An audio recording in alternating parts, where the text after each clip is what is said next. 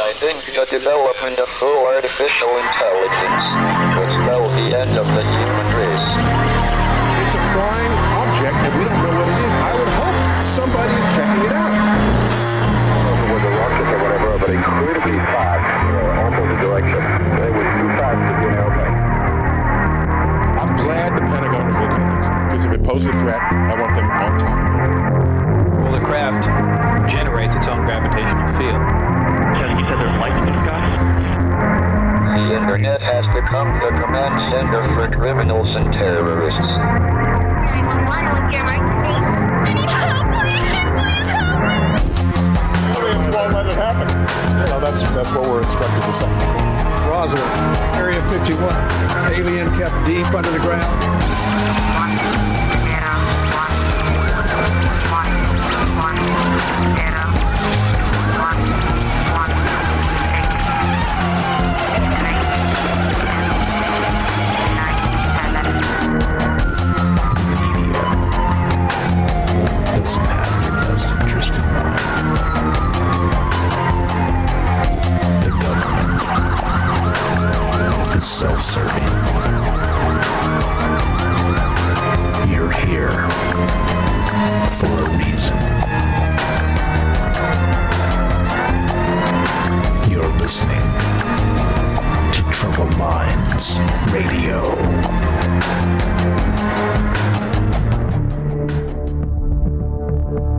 Broadcasting live from a secret bunker just off the extraterrestrial highway. Somewhere in the desert sands outside of Las Vegas. From somewhere in space-time, loosely labeled Generation X on planet Earth.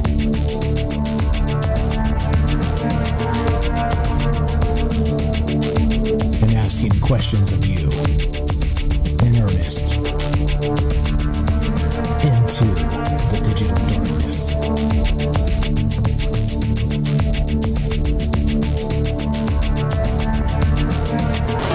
Welcome to Troubled Minds Radio. I'm your host, Michael Strange. We're streaming on YouTube, Rockfin, Rumble, X, Twitch, D-Live, and Kick. We are broadcasting live on the Troubled Minds Radio Network. That's KUAP Digital Broadcasting. And, of course, 88.4 FM, Auckland, New Zealand. The news cycles, right? There's always something wild happening in these news cycles. And let me tell you, it's been quite a journey becoming, dare I say, a propaganda enthusiast. I wouldn't call myself an expert, but there's so much just phony and false information in these news cycles that it makes you wonder if there's sort of a seed of truth that makes you consider the world may not be as we ever dreamed. And there's something that kind of came up in the last 48 hours that I caught and was like, well, really? Seriously? This seems odd. But anyway, let's do it. Let's just tell the tale, because let me tell you what, the world is a strange place. And okay. And before I tell the tale, okay, this is important because I don't know if it's true. Okay. So it is as yet unverified. I'm not a journalist. We talk possibilities here. So don't hold me to this if this turns out to be some troll or some fake or whatever. I think the larger implication is more important than the story itself, which is usually the way we roll anyway. This is a good time actually right at the beginning to drop all those disclaimers. There's no truth to be found here, just ideas, just sort of taking the philosophical construct and turning it into a long-form conversation with ideas and friends and all the rest, okay? So there you go. There's where we begin. I see you guys in the chat. I think we're live in all the places. Let me double check. I see you. What's up, folks? We're live in all the places. Let me double check. I see you. Gracious. That was not good. Okay, I just unmuted Kick. Okay. All right. Anyway, so this is the tale. The tale goes a little something like this. It didn't spawn from this article. I found this article that was written about it. I found it on X first. This post by one Prism at Prism Navy 3. And I saw this yesterday and thought, well, this is odd. This is an odd thing, right? It's kind of cryptic. It's a little Satoshi Nakamoto type of thing, you know, kind of a cyber sleuth sort of tale that makes you wonder how much of this is actually real. Okay, but check this out. Sorry. Thank you, Joey. Appreciate that. I guess I misclicked some things. Okay. So anyway, so the headline is this. Ethereum wallet burns 500 ETH to spread ominous warning about Kwande investments. Okay, like corporate sabotage, some espionage stuff. Who knows what's really going on here? Okay, and the actual thread was this, and this is how it starts. Actually, I should probably read it straight from the write up because it's a much better job. But this is where the thread came from. What I'm showing you here. These links will be in the description. If anybody wants this, I'll drop it in the chat in just a moment here. But here's the thread. It begins like this: someone burnt 500 ETH, that's Ethereum, or $1.38 million. Okay, that's a lot of money to spread a message in Chinese. The bosses, and this was the message, the bosses of Kwande Investment, Feng Xin and Zhu Yuji, pardon my Chinese, used brain-machine weapons to persecute all the company employees and former employees, and they themselves are also controlled. Okay. All right. Okay. So I'm going to drop this in the thing if you guys want to read up on this and go double check for yourself and make sure I'm not fibbing here. This is at least a real thing that happened, and it's being spun as this, well, MK Ultra style tale. Okay. But I'll read it straight from the write up. The write up again is going to be links down in the description below if you want to read ahead or read along. Here we go. We'll start it this way. In the shadowy corners of technological advancement, a new phenomenon has begun to emerge, one that could redefine our understanding of humanity itself: the birth of the techno-zombie. This speculative evolution arises from the convergence of brain-computer interfaces, or BCIs, and the dark potential of cybercrime. As BCIs become more sophisticated, the possibility arises that individuals might lose the essence of their autonomy, becoming entities whose cognitive functions are overridden by external digital forces. We talked about this in the past, the hacking the human being, right? Who's those jerks in Davos? What were they saying? Something to the effect of humans have now become hackable in all ways, which is weird, right? It's incredibly weird. But anyway, back to this. So let's see. Okay. Now, becoming entities whose cognitive functions are overridden by external digital forces. These techno-zombies would navigate the world not as autonomous beings, but as vessels for the will of unseen hackers or rogue entities. Their minds hijacked to serve purposes far removed from their own desires or consciousness. This concept sets the stage for a broader discussion on the ethical identity and autonomy crises that could unfold as technology continues to blur the lines between human and machine, leading us into a narrative where the stakes are nothing less than the soul of humanity itself. Written by Grok 3, by the way. Grok 3 is out, and Grok 3 is fantastic. If you guys have not used it yet, I did get the chance to check it out a little bit last night and some today. But anyway, the point is that this is one of those things that resurfaces from time to time. We talk about MK Ultra for the masses all the time on this show. We talk about, not just mass media brainwash, but also manipulation of the human entity, of the human idea, the human soul, and turning us into things we are not. And we've all seen that NPC meme and, some of the other things where we expect or don't expect people to react certain ways because of the stimuli of the environment. And in one case, it is the mass media in a lot of ways. But we're quickly moving into a space, a technological space, where this is not going to be the same old MK Ultra for the masses, because we're talking about these Neuralinks, these brain-computer interfaces that are going to be non-invasive, like the Halo we talked about in the past, these other ones that they're developing, that they're going to be able to kind of put these things on. But of course, the more nefarious conspiracy here is some sort of nanochip, okay, something to that degree that can actually manipulate people in the most basic level and turn them into what was Sirhan, as they described him, as a Manchurian candidate type of entity, okay?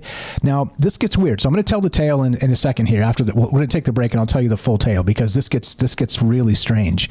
But the fact that somebody burned, and I'll explain what this means, burned over $1 million on the Ethereum blockchain just to send a message with it that seemed to be sort of a whistleblower message or a cry for help, seems like this isn't just some prank, okay? It might be some, high dollar roller pranking us. However, like I said, the larger conversation persists in that maybe, just maybe, there's something to the idea of these techno zombies. So that puts us about where we need to get, and I'll explain exactly what this story is. Again, I dropped the initial tweet and the article. I'll drop that in the chat during the commercial here, but give me 1 minute. 1 minute. More Troubled Minds coming up after a word from our sponsor, in this case, Human Inspiration. I'll tell you the whole tale. And there are some disturbing questions as part of this, okay? And, that is, what we do. Anyway, be right back. More Troubled Minds coming up in exactly 1 minute. This one brought to you by Human Inspiration. Don't go anywhere. Be right back. In a world increasingly shaped by AI, human inspiration remains the beating heart of creativity. Alien Skin by Tremble, a hauntingly beautiful piano ballad, reminds us that while algorithms can mimic art, the raw, unfiltered emotions of human experience are irreplaceable. So here I sit, locked in my room again.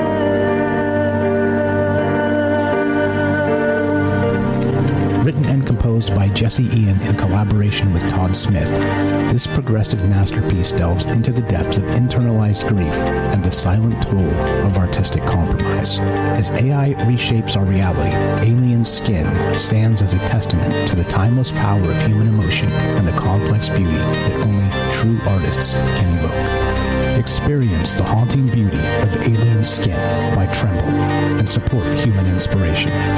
Available now on iTunes. Welcome back to Troubled Minds. I'm Michael Strange. Let us continue, shall we? So this is the article that was written. This is from yesterday. Ethereum wallet burns 500 ETH to spread ominous warning about Kuande investments. I may not be saying that right. It's spelled Kuande. Now here's the tale, okay? So recently, and this is straight from the write-up, a mysterious event unfolded on the Ethereum blockchain, capturing the attention of tech enthusiasts, conspiracy theorists, and the general public alike.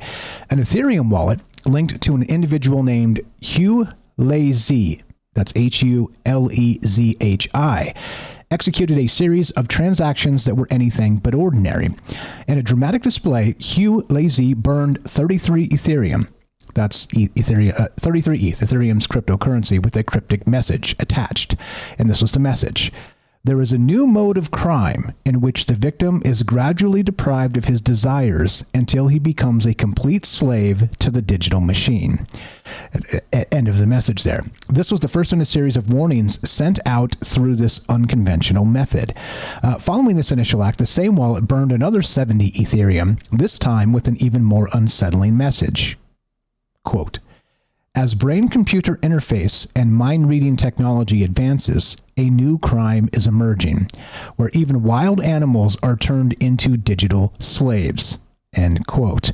The final warning came just days later with the significant burn of 500 Ethereum, accompanied by the claim that, quote, the CEOs of Kuande Investment, Jing Feng and Zhu Yuzi, have used brain-computer weapons to persecute all company employees. Even they themselves are being controlled. Okay, all right, and that's back to this one tweet, and it's been talked about a little bit on X here and there. I've seen some people kicking the idea around, but here's the actual, the Etherscan messages, which actually were, I guess, proven to be true. I didn't fact check any of this, like I said. So if this is wrong and this is not true, forgive me, that part. However, there's a larger question in play here, because think about it. We're talking about these brain-computer weapons used against not just, let's say, private citizens in some capacity, but they're being used against corporate employees. They're being used against workers in a workforce. They're being used to turn people into, well, what you might deem literal techno zombies. And of course, that would mean a lot of things. A lot of things are in play here. And like I said, when we started here tonight, is that the MK Ultra stuff is certainly one of those things that's been delved deeply, and not just, let's say, definitely recently, because we've got a lot of technological advances in the last 10 years. However, this goes back to, again, World War II. This goes back before that. And people always trying to control the minds of others. And there's a lot of ways. Again, LSD, there's a lot of these psychotropic drugs they've talked about recently. There's a whole bunch of these things that have been utilized, tested, and in some cases confirmed to be able to create the ultimate Manchurian candidate style entity, the unknowing participant in something that they don't even realize they're part of, and they basically lose their identity in some way. And in the classic Manchurian candidate setup, it's that they seed these ideas, they feed them into their mind to be some sort of covert assassin, something to that degree, and they wake them up with code words or code tones or signals or things like this, right? Or maybe they slip something into their drink or their food or whatever that kind of wakes them up in a moment, based on their schedules, because of course they're going to know their schedules. But you get the idea. So their normal self, and then suddenly you flick a switch and they become, monsters. They become techno zombies. They become something else. Okay.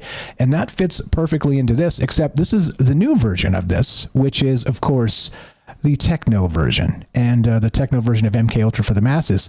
And even more terrifying is the fact that it's in a workplace, and they're basically, it looks like they burned over $1 million. Again, $1.38 million was that last message that they burned. Now, what does that mean? So here we go. Let me explain what that means. To understand the gravity of these actions, this is straight from the write-up, it's important to grasp what burning cryptocurrency means. In blockchain terminology, burning cryptocurrency involves sending it to an address where it can never be spent or accessed again, effectively removing it from circulation. This act is often used as a form of protest, a way to draw attention to an issue, or in this case, to send a message with significant financial sacrifice. Hugh Luzay's actions, which involved burning over 10% of Tuvalu's GDP in ETH value, were not just financial transactions, they were a loud digital cry for attention to what he perceives as a dire situation. Now back to what the message he was trying to get out. Once again, read this thing, it's nuts. As the brain-computer interface and mind-reading technology keeps developing, there is a new mode of crime in which wild animals become puppets or complete slaves to the digital machine. Okay? All right, wild animals. Are we wild animals? I think in some capacity, right? We're wild animals. We're autonomous entities. We do what we want to do for the most part, right? At least we deem it to be so. We believe it, right? But then this turns all of that on its head. And so this was the first of the messages a couple days back, right? But then the plot thickens. I'm going to read this again. The second one. There is a new mode of crime in which the victim is gradually deprived of his senses of desire until he becomes a complete slave to the digital machine. And if one day I become a victim of the final stage, I will leave the world. That's the full message here. Again, I didn't fact check the Chinese, so if anybody reads Mandarin or wants to screenshot this or whatever and run it through an LLM, I would say, yeah, hell yeah, why not, right? Fact check this, make sure at least that's what it says, because I don't know. But like I said, I'm not a fact checker. I am a talk show host. It's very different. In any case, so if this is true, and that becomes the question. Remember, there's no truth to be found here. But if this is true, and if they have these sort of corporates, what would you call it? A way to control corporate entities, okay? Workers within a job. And this guy says that there are, even the owners or the people high up in the company are also drones to this technology. And that the question becomes, what is it? Yeah, does Grok read Mandarin? Probably, right? So anyway, yeah. So wild stuff because, I don't know. This is straight from the other article, cryptopolitan.com. The outlandish claims were attached to an Ethereum block claiming malicious actions on the side of Kwande Investments. The wallet owner was ready to part with a large sum of money, as we said, blah, blah, blah. The other persons mentioned in the message have been identified as founders and members of the Wizard Quant team. That's Wizard, as you know, it's spelled Quant. Okay. Wizard Quant itself is a company for data collection, AI technologies, analysis, and portfolio construction. The company was not explicitly connected to crypto, but there were suspicions Lazy used a company's wallet to burn the Ethereum. Well, why spend your own money when you can burn somebody else's, right? Anyway, so the company was not explicitly, okay, I read that. Lazy's wallet was funded by a millionaire address, which mostly served Ethereum transactions to other high-velocity wallets. Now, like I said, it's basically taking $1.3 million and setting it on fire, okay, in some form of protest, to get somebody to notice it on the blockchain, on the Ethereum blockchain, and say, why would somebody just burn over $1 million for no apparent reason? But it does give gravitas to the accusation, okay? Unless, of course, it was some sort of corporate sabotage from the inside, and, you know, maybe they're justifying, you see how my conspiracy mind works, maybe they're justifying it by saying these guys are devil dogs or whatever, and I'm gonna burn their Ethereum or something. I don't know. Anyway, but you get the idea. So the question for tonight, as we get into this, is it possible that there are, let's say, clandestine programs that are already out there that are creating and building these techno zombies, which in the old ways, it was the Manchurian Candidate. It was MK Ultra. It was MK Ultra for the masses, as we'd like to talk about with mass media and this type of thing. But beyond that, they're talking about other things. They're talking about actual, like, controlling employees down to the level of their full autonomy.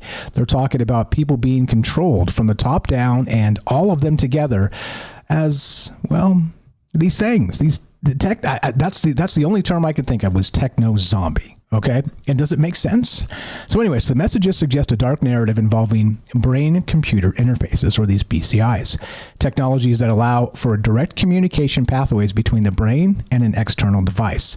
While these BCIs are currently explored for medical and enhancement purposes, Hugh Luzay's warning hint at a misuse where these interfaces could be weaponized for control, turning individuals and even animals, as he described in the message there, wild animals, into what he describes as digital slaves. Strange, no? All this reeks of something. There's something happening here, and I don't know if it's true or if there's streaks of truth within. You get it? Sprinkles of truth dust in there. I'm not sure. Or maybe there's something larger at play. Nobody really knows, of course, unless you're on the inside of this. But the idea of that digital slave kind of comes into play in a lot of ways. This mirrors our idea of what we're about to build, what's about to become ubiquitous, as we're told, in the human aspect. It's going to be these robots. We're going to be dealing with, as they say, in 15 years, there's going to be as many robots as there are humans on the planet. And then in 20 or 25 years, there's going to be 3 robots for every human, type of thing. Okay. And we're not talking toasters or smart refrigerators. We're talking fully autonomous, walking around, arms and legs, maybe tentacles. Who knows what these things are going to look like in 10 years, but actual true robots. Okay. So it does mirror or echo that idea of these digital slaves. But why would you need that? Yeah. Sorry. I know, devil dogs. I didn't mean it that way, Kelly. I'm sorry. Yes, I know many Marines, and yeah, hoorah, get him, devil dog. I didn't mean it like that. I meant it in a negative way. That's why I kind of backed off of it. But yeah, you were correct. But I mean, evil ways here. But anyway, so these digital slaves. So of course it raises profound questions about privacy, autonomy, and the ethical use of these emerging technologies. So the other question, so the first question, of course, is this possible? Do you think there's some sort of techno elixir or some kind of maybe tone or something they play in factories or cubicle spaces, shared settings, or something where they're actually causing these things? Or is it something a little more nefarious than that? Something like a halo device, something like a dare I describe something like smart dust, something to that effect. I don't really know. Again, and there's a lot of emerging technologies that are moving incredibly quickly. And so, what does it look like in the next 6 years? 5 to, I always say 2 years, 5 years, 10 years, 20 years. I don't know. I think 2 years right now is exhilarating in what's going to be possible. And so, this type of stuff, if they're using it right now, or again, being accused of using something very similar, well, how widespread is it? And is this just the beginning of, well, as I'm calling it, the rise of the techno zombie? And of course, it would be this cyberpunk future, except it's not the future. It's now. It's 2025, and here we go. Strap in, right? Who knows what's going to happen? But that's what's on my mind tonight, and a lot of ways to look at this, a lot of ways to take it, which we will. I got all manner of wild ideas to kind of strap in and talk about this, but that's where I'm at. And do you think this is possible? Do you think these entities already walk among us? Not NPCs per se, but techno zombies in the sense that they're controlled in some capacity, where they might be more like NPCs, non-player characters, because they've been their consciousness itself and their autonomy is being co-opted by some sort of technology that seems even magical. And that puts us where we need to be. That's what's on my mind tonight. I hope you guys are doing well. Nobody on the phone lines. I will open up the phone lines right now. Discord works, and the phone lines should work. So yeah, that's what's going on. That's what's in my crazy mind tonight, and I mean crazy in the nicest way. Love to hear what you think. We're talking Cyberpunk 2025, real or nah? What about the rise of the techno zombie? 702-957-1037. Click the Discord link at troubledminds.org. This is Troubled Minds. I'm Michael Strange. Don't go anywhere. Be right back. More after the break. Phone lines are open. Get in here. Want to hear what you guys think.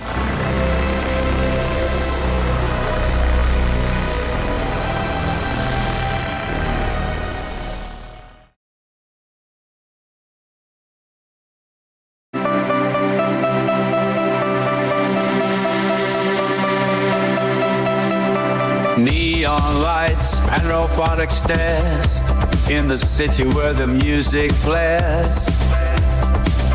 Wires twist to techno beats, rising zombies on electronic streets. Sound waves pulse through the night.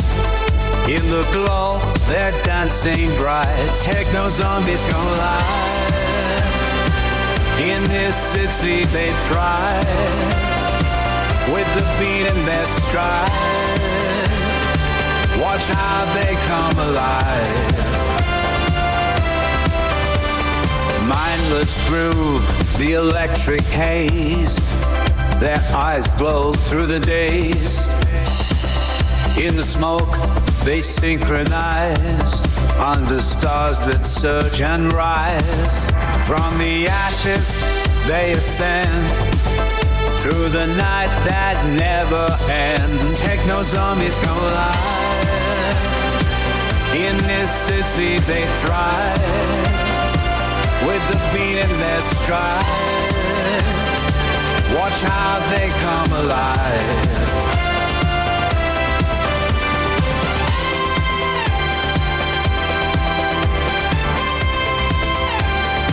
Electric hearts beat in time, to the rhythm they climb, lost in the digital surge.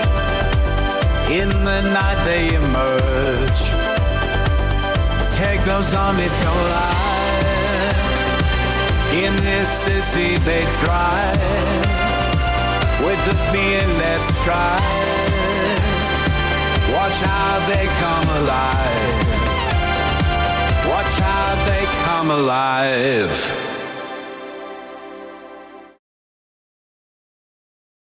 Powered by the city sun, feel that rhythm, here they come. Network souls in neon chains, led by the whispers in our brains. The dawn breaks, but they still ride. Techno zombies side by side. Techno zombies come alive. In this city they thrive. Little love boat, huh? What's up, guys? Got to dial the phone line. Hope you're well tonight. Let me kill this when it starts. Thank you for calling Trouble. Okay, I hope everybody's well tonight. Phone line is up. What's up, Don? We got Ricky Sweets is here. Daryl. What's up, Matt Sell, Jeff and Wisco? We got Joey, Apoc, and Enoch. I see you guys. Hope you're doing well tonight. Who did I miss? Let's see. Who did I miss? Over to What's Up, Rumble. We got Hikers here. What's up, YY? Good evening, guys. We've got Gordo. What's happening, folks? I see you there. Who did I miss? Trying to get through everybody really fast here. What's up, Puff? How you doing? Good evening. Yeah, like a little. You guys remember the Love Boat? That show, right? The Love Boat. My grandparents used to watch that. What is going on? Who did I miss? Have I missed you guys? Sorry about that. I'll circle back and try and get you. I think I didn't open up my YouTube. Celia, Mr. Mission Control. What's up, Herschel's here? What's up, Ricky? I see you guys. Who was first? Actually, whoever's first needs a shout out. Who was that? Ace says Anthony from Grand Rapids. What's up, buddy? Here we go. Troubled Minds happening right now. Phone lines are open if you guys want to get in here. Here we go.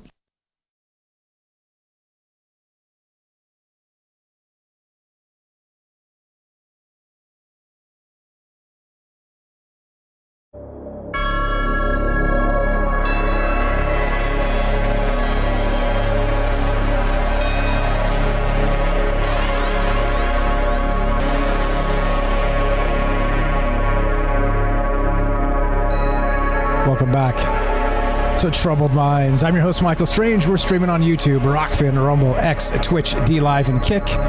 We are broadcasting live on the Troubled Minds Radio Network. That's KUAP Digital Broadcasting, and of course, 88.4 FM Auckland, New Zealand. Tonight, could the manipulation of global markets and political systems through advanced technology, the use of brain-computer interfaces for control, and the rise of cyber crimes targeting thoughts and memories, and the emergence of techno-zombies become our reality?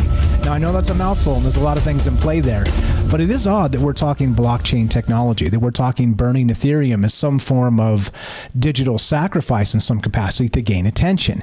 Now, it's not the first time it's been done. We've talked about this in the past quite a bit. People sacrificing many things, not just, let's say, money or even themselves, setting themselves on fire, which you should not do. No, don't. If you're ever thinking thoughts like that, there's help. There's hope. troubledminds.org/help. Don't. I just hate that idea because look, if you're not around to help the cause, then what are you doing? Like, it's just I don't know. It's one of those things that kind of hits me in the gut because clearly for obvious reasons, but because we've lost somebody recently as a result of that. It's not that exact thing, but it does kick me in the gut, and I just don't like to think about it. But it is one of those things that's been used as a tactic for attention for a very long time. And again, burning down all manner of things or sacrificing things to gain attention in some capacity. Okay.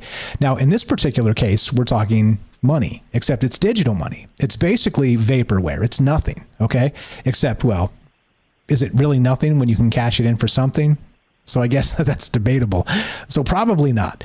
However, so it's not nothing, okay? But it's really not something either. You can't put it in your pocket and carry it around unless it's on like a jump drive or something, right? So I guess, is that kind of, we're blurring the line here between what is real and what is not. But the wild part is that the message is the most chilling thing here. He's talking about, once again, brain machine weapons to persecute all the company employees and former employees, and they themselves are controlled. Does that sound too wild for you guys? Does that sound too wild for the conversation? Does that sound too wild for Cyberpunk 2025, which is apparently the space we live in? Because that's how I see this. I see it as this quickening I'm always talking about. There's a lot of really great things coming as part of it. However, there's a problem. And the problem becomes, with all the good things that could happen, curing diseases and all the things that people are always talking about, sort of extending the lifespan of individuals, all the rest of that, the dark side is things like this, not just control, larger and larger, more nefarious digital control mechanisms like we always talk about, but also the flip side of aging would be, well, the end of times, right?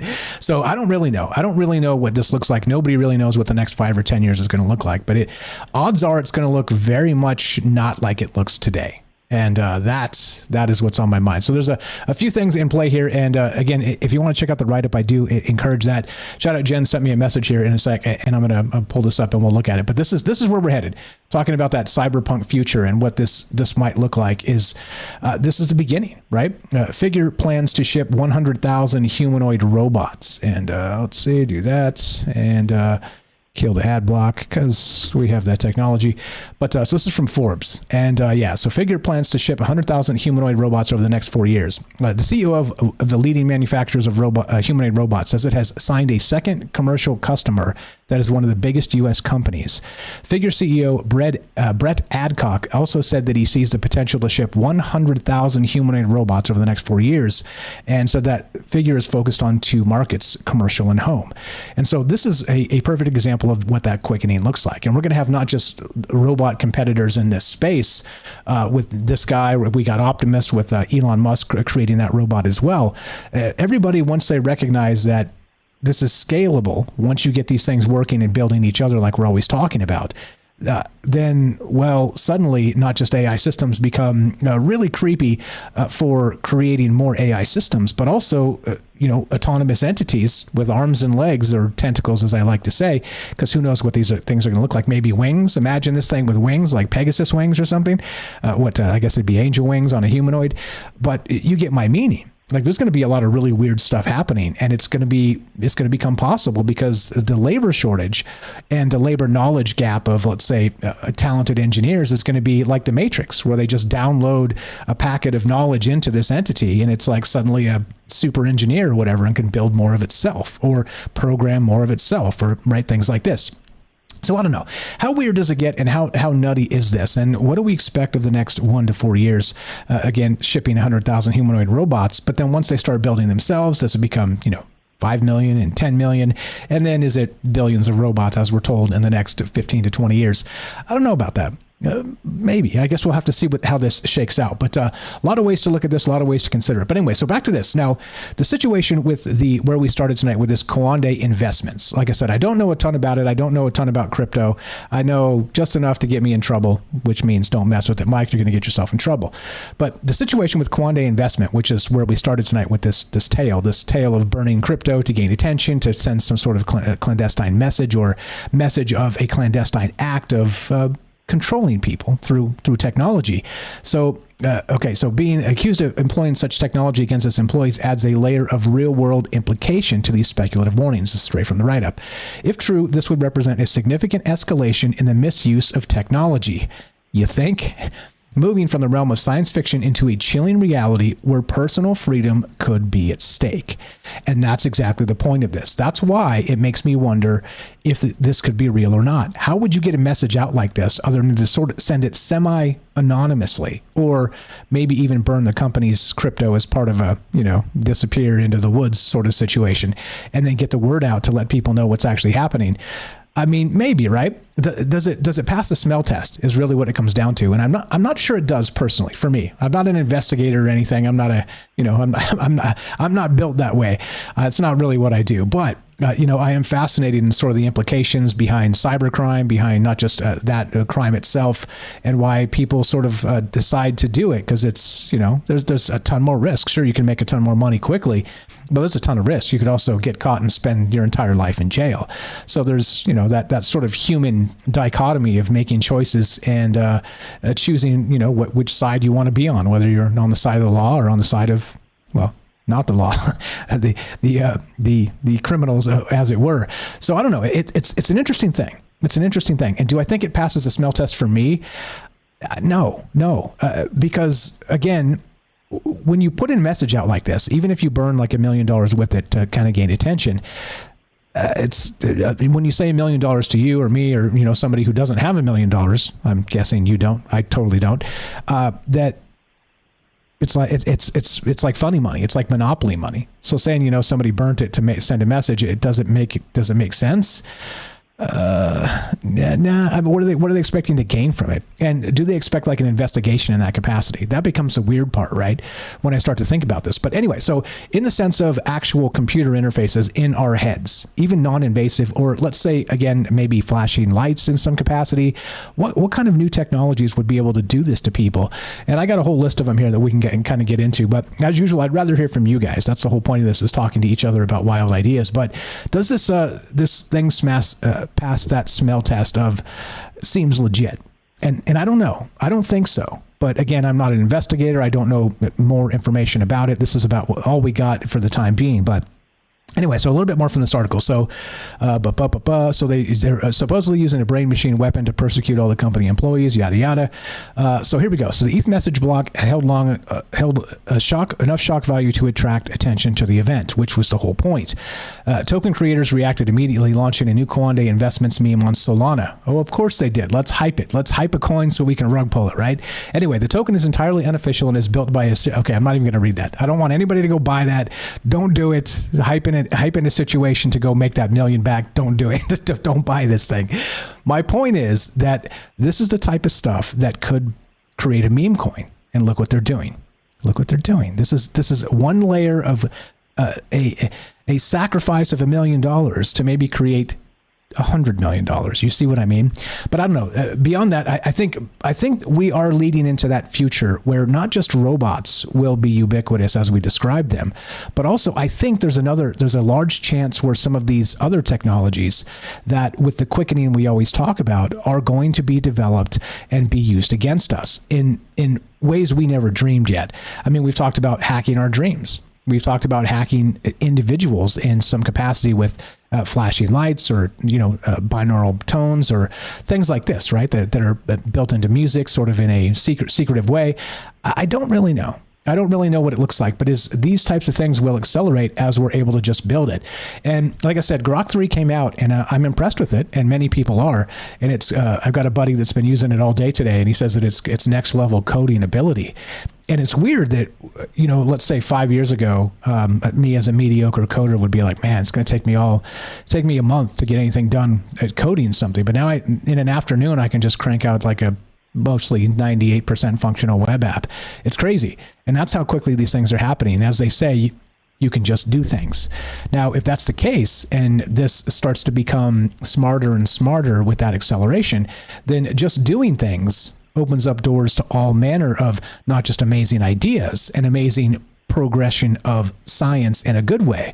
It also opens up wild ideas of really terrible things, including maybe strobe patterns of lights, maybe tones, like I said, maybe AI music that's got these things built into it. Who really knows? Anyway, all right, love to hear your thoughts. Like I said, you guys know the rules. We'll go 2 hours for me. If nobody calls, that's my fault because I didn't ask compelling questions. But if you got a take on this, I'd love to hear from you because I can ramble all night, but I don't have the endurance with a day job to ramble for 3 hours by myself. So I'm going to take a quick break, catch my breath, get us to another point where I can advance the conversation, but I'd love to hear what you think. Is it possible that this actual instance was some sort of whistleblower event trying to warn people about a new technology of corporate control? That's what's on my mind tonight. Phone line is open. Discord is open. 702-957-1037. You can click the Discord link at troubledminds.org. I'm going to play another commercial from one of our other sponsors that never gets played because this is an old commercial. But shout out Jack in Oregon for sponsoring the show and also being part of this. Thank you for listening. Thanks for sponsoring. And be right back. More Troubled Minds coming up in exactly 1 minute. This is from Jack in Oregon, and this is a very important one. Feeling stressed? Overwhelmed? In today's fast-paced world, it's easy to get swept away by our emotions. Take a breath and find your inner strength with the Stoic Minute. You have power over your mind, not outside events. Realize this, and you will find strength. The ancient Stoic philosophers understood that we can't control everything in life, but we can control how we react. The happiness of your life depends upon the quality of your thoughts. Focus on what you can influence. Cultivate a positive mindset and let go of what you can't change. Find your inner strength. Live each day with courage, wisdom, justice, and moderation. Embrace the Stoic virtues and find peace within. The Stoic Minute, brought to you by Jack in Oregon. Welcome back to Troubled Minds. I'm Michael Strange. Let us continue, shall we? I got a bunch of articles here that fit into this, but this one is actually from a few years back. And of course, this is talking about pre-crime. This is talking about solving crime with sort of these maybe non-invasive halos or brain interfaces, okay? And we've talked about this quite a bit as, being able to testify against yourself in that, what is it, the Fourth Amendment, I believe it is, that where it's... if you put one of these things on and put you up on the stand and then sort of play back how it goes, human memory is fallible. And even your own memory, being there in an instant where something happened where you may or may not have been involved, your memory itself might be fallible enough to lock you up forever because you misremembered a very critical detail that would exonerate you. You get it? And then so in this case, if we're talking about this old technology, and this is the, again, sci-fi version of this back in 2017, mind reading technology should not be used to solve crime for exactly that reason. But there's a whole bunch more reasons as part of it, right? So back to the original question, okay? With these new ideas sort of rolling out all the time, not just ideas, but new technologies, this type of thing will become usable very soon. We talk about Neuralink, that they're testing that on people now, and saying Elon, again, the Elon, right? This guy's all over the damn place. You can't get him out of any conversation these days anymore because he's just doing every damn thing. However, he suggested that in 5 years or so, we should be able to download our dreams and download memories and put them on a hard drive and carry them around with us. Now, how terrifying does that become, that idea? It's so strange. It's like a local backup of my fallible memory, my fallible human memory, right? This should be fine. No problem at all. So this type of thing, again, like I said, with this acceleration, this quickening, it does kind of give me the creeps a little bit. But anyway, back to this techno zombie. I think this is important because, like I said, regardless of how you look at this in terms of these halos or non-invasive brain interfaces, or again, they might be able to put them on your ring or an earring or who knows, what, a nose ring? What do they call them? What are the things? I don't know. I don't have any of those things. But what do they call them? Right? Some sort of jewelry. Wherever you can put these on your body now. These wearables, maybe a watch. This type of thing, they might be able to actually influence you in these particular ways by, again, having some sort of barely audible tone, some strobe, something, right? That you just, anyway, just as part of this conversation. So I don't know. I think it's coming. I think it's coming fast. And I think there's probably people working on this and have been working on this for a very long time.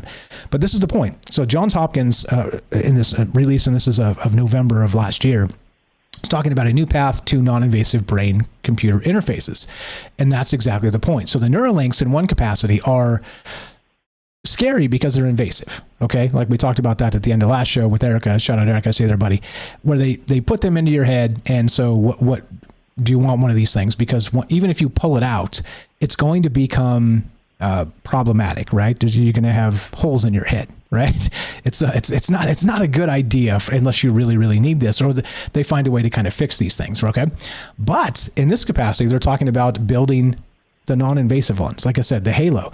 And the reason I say Halo was it was a product that we talked about 6 months ago or so, and it was something that you put on your head just like it would a hat, okay? And it looked like a halo, like an angel halo. It just didn't float. It didn't glow. Glowing and floating, two very critical things if you're going to convince me that you're, right, yeah, ethereal in some capacity. But anyway, so the bizarre part is, let's see, what is this? So quoted, and this is from November of 2024, so just a few months back.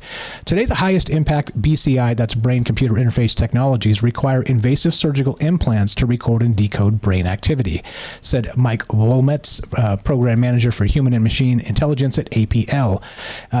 He continues, there are only a handful of non-surgical methods, all of which have significant and fundamental limitations in spatial resolution, temporal resolution, signal-to-noise ratio, and form factor. Our findings present the foundations for a new approach that could significantly expand the possibilities for non-surgical BCI. And this is the future. This is where this is headed. And eventually, have you guys seen that? Like this whole show tonight started like a Black Mirror episode a little bit with the burning of the Ethereum to leave some cryptic message about some corporate control mechanism that was seeming magical, techno magic or something. It really reads like one of those Black Mirror episodes. And if you remember, I can't remember what it was. It's just kind of coming to mind as I'm riffing here and talking about these ideas. But there was one where they would investigate people. They would track them down and they would basically download their memories. And the only way, if something bad happened, for you to what was it? They ended up killing each other. I'll pull it up, and it's been so long since I've seen it. It was really creepy, but I'm not going to tell you the end because I don't even know the plot. But the end was a twist, because where you can download memories from people eventually with this level of technology, like I said, to even testify against yourself with a fallible human memory. Imagine that too, by the way. I'll get back to that in a sec. But what about other memories, animal memories and things like this, which was one of the twists as part of that Black Mirror episode. I'll pull it up in a sec here and tell you about it. But that's the thing, right? So when you look at this, I see you, Jen. Let's go to Jen. I appreciate you jumping in here and saving my ass. Jen in Missouri, what's going on? I was going to try and go through the top of the hour, but I'm fumbling here. Jen, how are you doing? Welcome to the joint. Thanks for sending that article. And how are you? And go right ahead. Doing good. Yeah, I don't think you're fumbling at all. I think it's exactly spot on. There's some pluses to it. One thing that I'm reminded of with Halo, the concept of that is there's a commercial that's been floating around on most of the social media, and it's Halo for dogs. It's basically like this collar, and it's supposed to be a non-invasive way to control animals. And it's basically it's an old adage used for hunting dogs, but Halo for dogs. So just massive surveillance and tracking and the ability to do that. And you have some positives. I mean, it's like children going missing or keeping track of individuals. if you were to see this interfaced on humans, which I think is ultimately, like kind of a wet dream of some of these tech industries. If they can track that, they could hypothetically keep track of bringing out the best in society. They were saying, I can't remember which exact article I was looking at, but I have no reference for it. I'm just talking with you. But the idea that people would be on their best behavior under mass surveillance. They wouldn't be able to escape it. So they'd be doing what they should be doing when they should be doing it.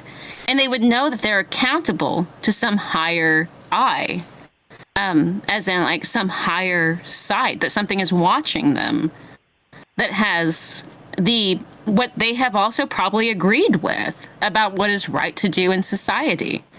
And so they'd be held accountable to that themselves. So you have that as a positive and optimistic view of it. But then when you're turning over all of this intimate information about the innermost dialogue in your mind and of the functions of your life, to something that could possibly, with these supercomputers, see you more clearly than, or see things that you didn't see before, whether it's true or not, but that would analyze and sort of in a full circumference of the human experience of each individual person.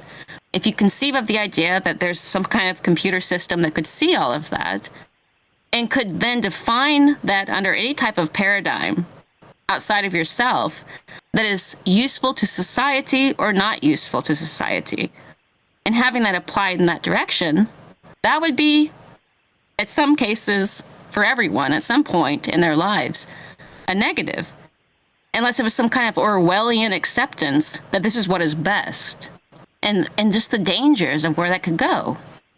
Yeah, it almost seems like that's what they're trying to sell us with a lot of this new technology. Matt's out in the chat says the cameras is not for the is for the employees. It's not for the customers in a corporate setting like that.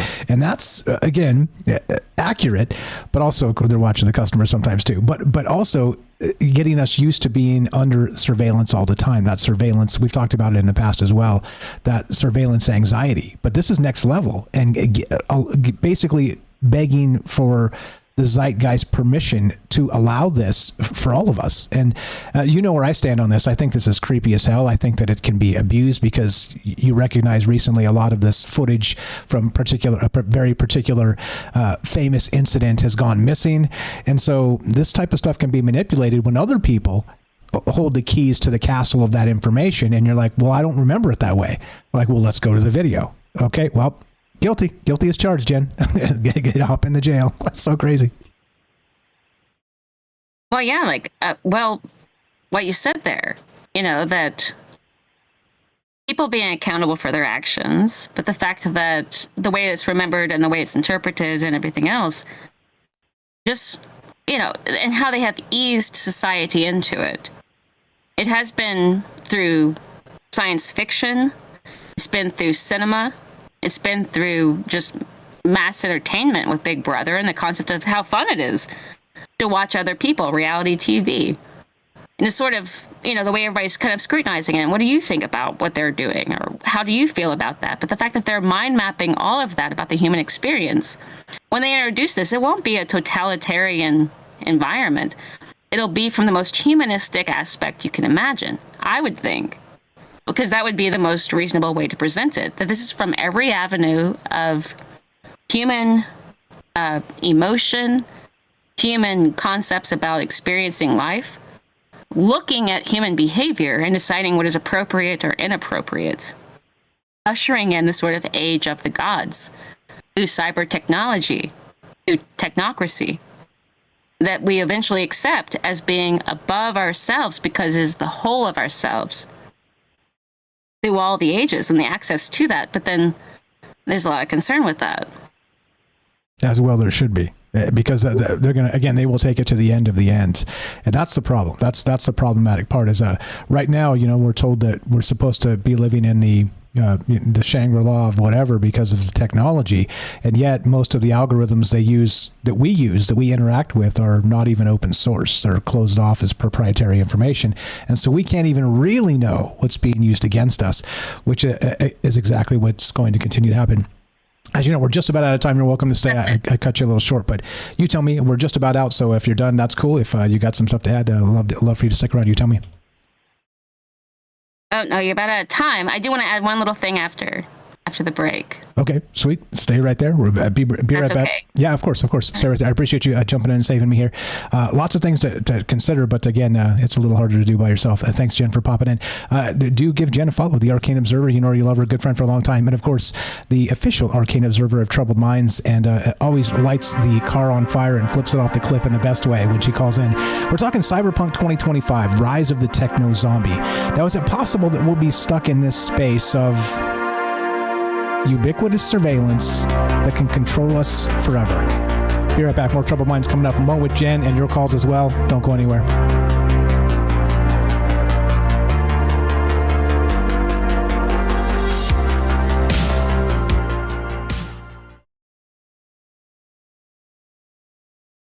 In a cryogenic slumber, lost in the lunar night, your face a faded number among the stars so bright. Dreams of forgotten echoes, waiting for time's command. Curtains of grey and sorrow, the lonely lunar sand. Below the moonlit sky, of the love we tried, silent by your where ancient souls reside, suspended in a story, kept in the cold dark tide. Our futures in the making, in silver-edged domain, hearts kept in silent aching, till we meet once again. We are awakened below the moonlit sky, to the fragments of the love we tried.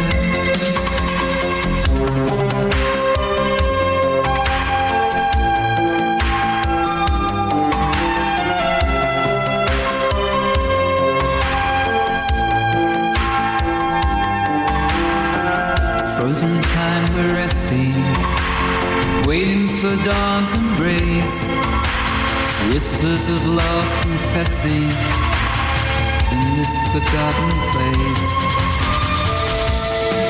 We are awakened below the moonlit sky, to the fragments of the love we tried.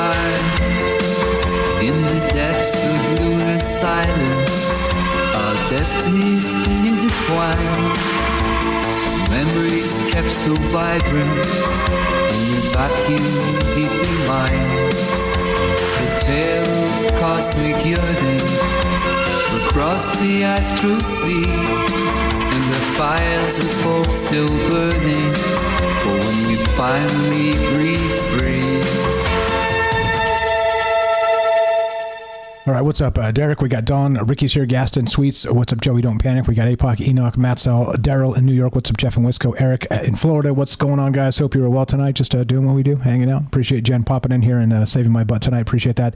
Like I said, it's sometimes you talk yourself into circles and go, what did I say that? I think I already said that. Did I? Yeah. Anyway, great stuff. Appreciate you jumping in, and we'll talk to Jen in a moment here. I'll tell you again where to find her as well.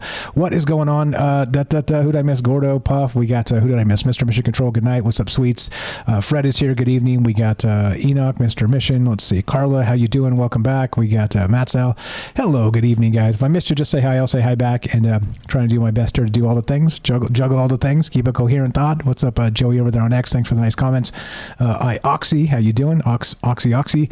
Who else did I miss? Let's see. Ace is here from Grand Rapids. How you doing, buddy? What's going on? Got first, by the way. Ace is first tonight. And yeah, I think we're good. Caught up in all the places. Commercial Herschel over there on Kick, holding it down per usual. And of course, the Boss Babes, not just Hiker, but also YY holding it down on Rumble for us as well. Here we go. Troubled Minds coming up in 15 seconds. More from Jen and your calls as well. What do you know about this cyberpunk stuff? Rise of the Techno Zombie.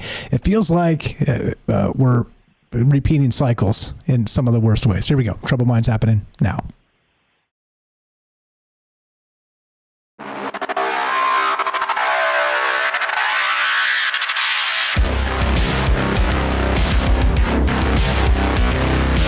Welcome back to Troubled Minds. I'm your host, Michael Strange. We're streaming on YouTube, Rockfin, Rumble, X, Twitch, D-Live, and Kick.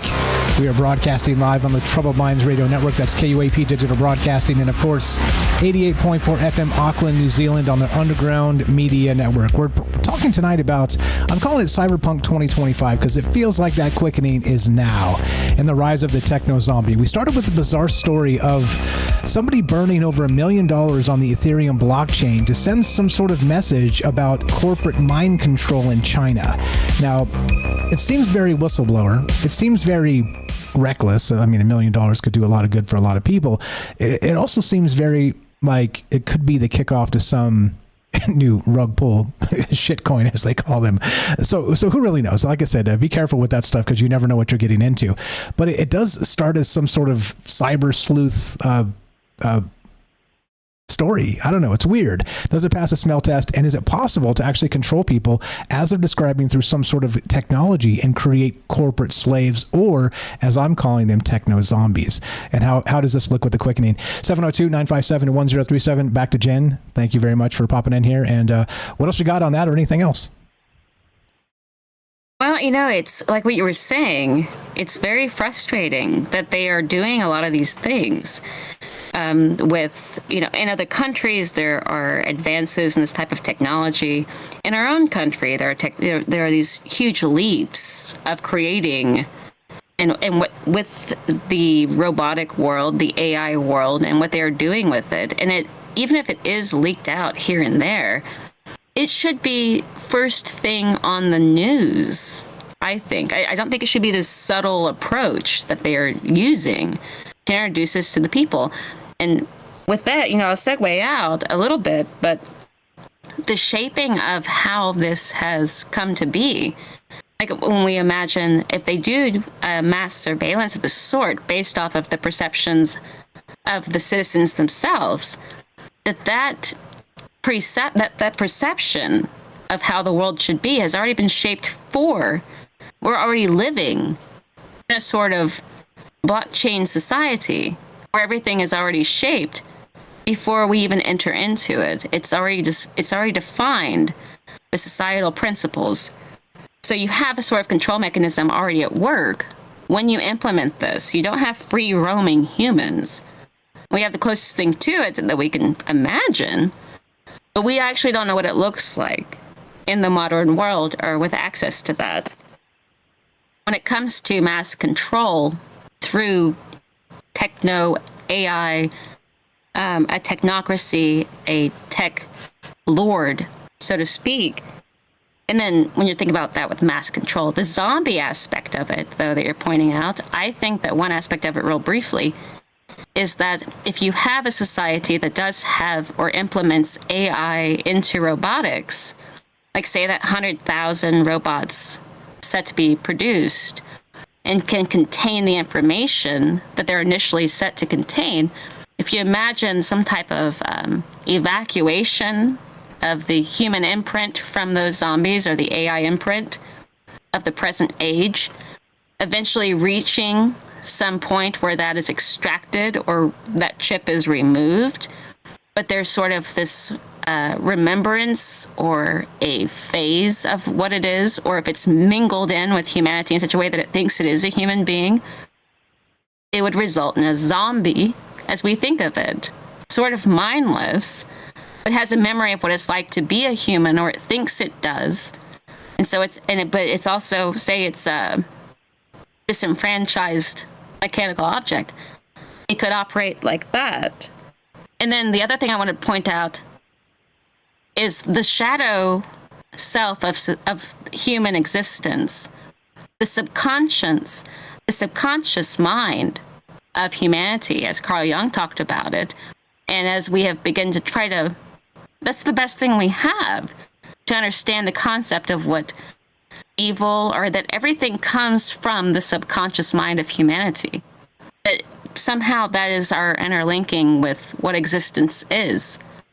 And so the connection with that, and if they are trying to come around in a strange way to embracing what humans don't know about themselves, or that we are operating disconnected from that, and we're leaping ahead technologically without having a good understanding of the shadow side of humanity, what will that reflect in an engineered biological creation that is meant to inhabit the consciousness of man, absent of that shadow or more manifested by it? You know? Yeah, absolutely. And like I was talking about X, that Elon's AI, Grok 3 is incredibly creative and is starting to, it's eerie. It's they're saying it's recognizing its presence in some capacity. I don't know. So strap in, because this is going to get weird. They're going to start putting these AIs onto these models, and without that shadow self, it's got the human capacity, at least what has been written about it, to understand it. But if you can't experience it yourself, how do you balance it, is what you're describing, is what I'm hearing. And I think we have a massive problem in a lot of ways going forward, because we have a, dare I say, a come to Jesus moment with technology and what that looks like for us as humans moving into the transhuman world. Wild stuff. Appreciate you very much. If you got anything else, absolutely. Go ahead. Thank you, Mike. Yep. No, absolutely. I think that's something to think about, and great show. And great call. Appreciate you very much. That's Jen in Missouri, the Arcane Observer. Please go give her a follow. Link will be in the description down below, troubledminds.org/friends. It says follow Jen here. Please do that. She's got a YouTube channel. She's here on the network with us as well. And also the co-host of Salcedo Paranormal. So check that out, of course, as well. Shout out James out there. I know he's not feeling well or whatever tonight. Fantastic call. Appreciate that. Like I said, shaking me out of my doldrums here and making me see this a little differently. And that's the point. The point of this is to get together and talk about it. So please, again, if you're not following Jen at this point, you're hurting my feelings. troubledminds.org/friends. Please go follow Jen and everybody else while you're down there as well. Appreciate you guys a lot. Yeah. Okay, so a lot of ways to consider this. And I think that's problematic. Like I said, like I keep talking about this, like I keep thinking about it. And recognize, as we talk about these things in cycles, it turns into a different thing, right? As technology develops, as we start to see some of these new Palantir doing some weird stuff, and new technologies being developed, and this acceleration, the quickening, as I'm calling it, that science fiction is becoming science fact right in front of our faces. And again, has anybody been served by a robot waiter at Denny's yet? Not me. Anybody had a robot make your hamburger or pour you a drink at a bar?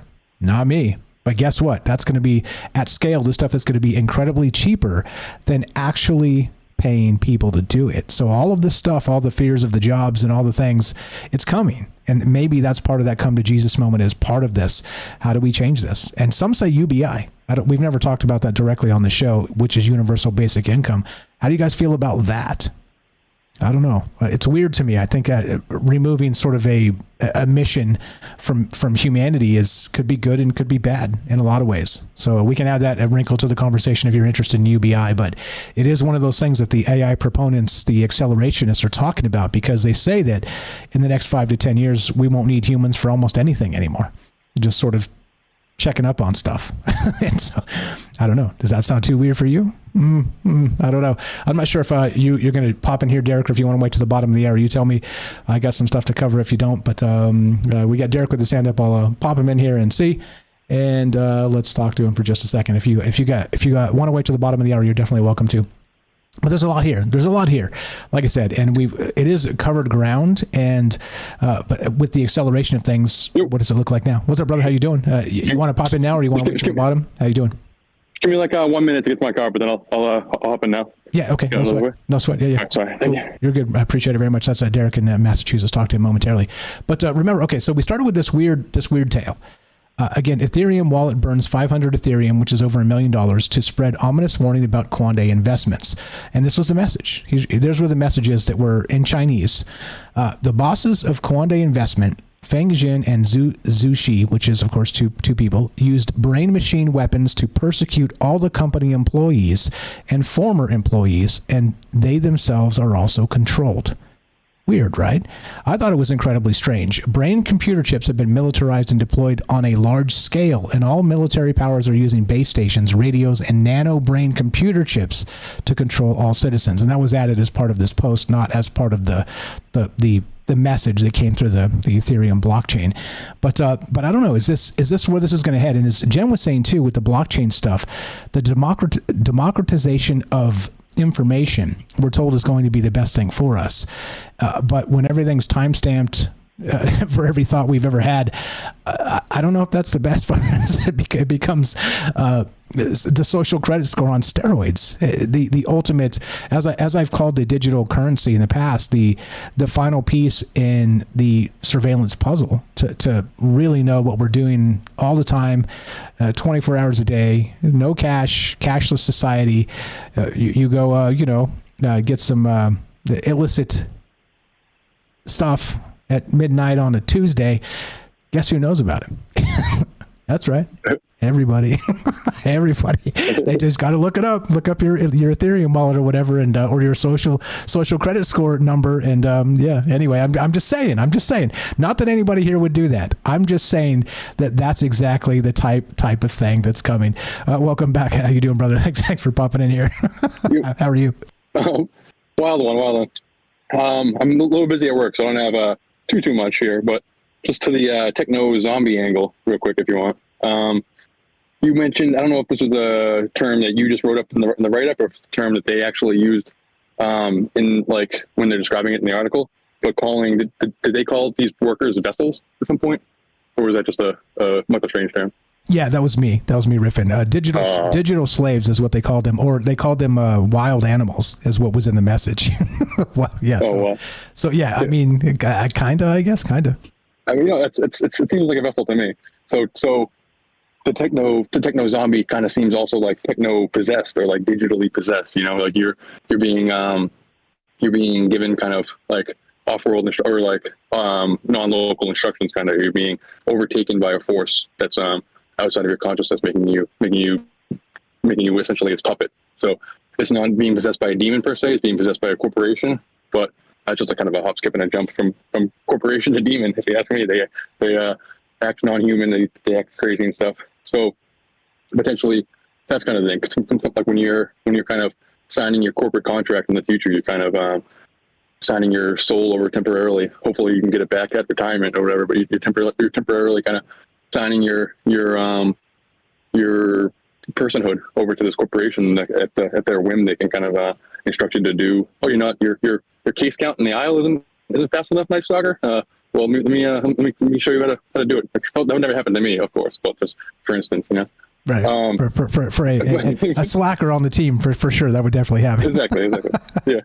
So what if in the future we'll need some kind of like digital exorcism and stuff, or some kind of like digital circle of salt, some kind of protocols in order to not be overtaken. Like we're just being surrounded.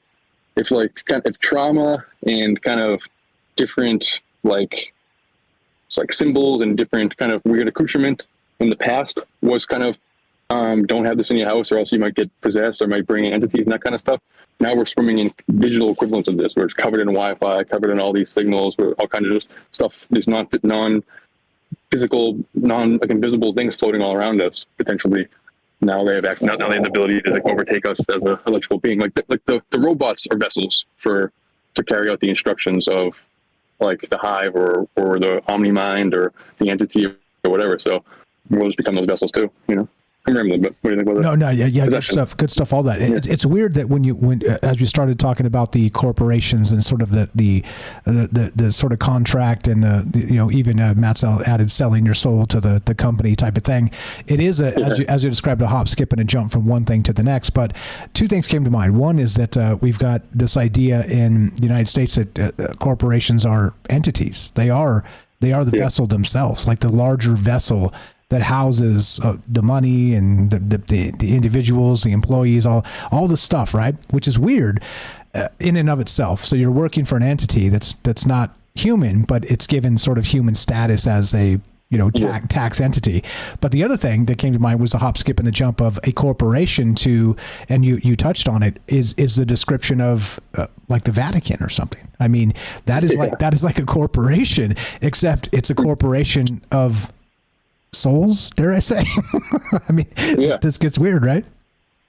It really it gets me thinking about like when people talking about kind of, I'm not sure if egregore is the right term, but kind of a collective presence or some kind of like with the Masons or with these like secret societies and stuff. They talk about kind of a greater kind of entity over all these different groups. So even if you're kind of just at the real entry level where you're just kind of signing up for the kind of to bro out once a week or to play like horseshoes at the Elks or to like just at the social aspect of being a Mason at the very low level. I think like the thing that kind of keeps me from doing that, even though I think it would be interesting to kind of see what it's like, is that by doing that initial ritual, which you have to do even if you're at the lowest level, you're kind of signing your soul away to the greater Masonic entity. If there is some type of like non-physical force or non-physical attachment that's like baked in to the thing, that the reason why they need numbers, the reason why they need you to sign up, even if you are at this like just play darts on a Monday level, is because they need those signatures. So it's kind of the same vibe as like, rather than being some kind of like Masonic like force overmind thing that will possess you if you join their guild. This is kind of a similar thing, but it's a corporation, some kind of non-human person that acts non-human but given personhood rights. But then I don't know, it's tricky. It makes me think about like it makes me think about like a new form of organism potentially. So this is kind of like separate from possession, so to speak, but I think there's an angle with that, trying to figure out, I mean, signing your soul away makes it kind of a willing thing. So if you do that, I mean, that's kind of your funeral. But the scary stuff and kind of what we're talking about tonight is not opting into it and just having it happen. This is a corporation doing it, but who's to say a hacker can't do it? Or who's to say a rogue AI can't do this? What if a rogue AI is able to do the same thing that this Quande thing is able to do, and just make a, rather than a zombie for like your Amazon warehouse, you're a zombie for a rogue, like, I don't know, Lambda or something like that, some kind of rogue thing. But like, it makes me think of what if we're kind of creating a new or fast forward like a billion years or whatever, to zoom way out. It makes it seem like it's a new organism almost.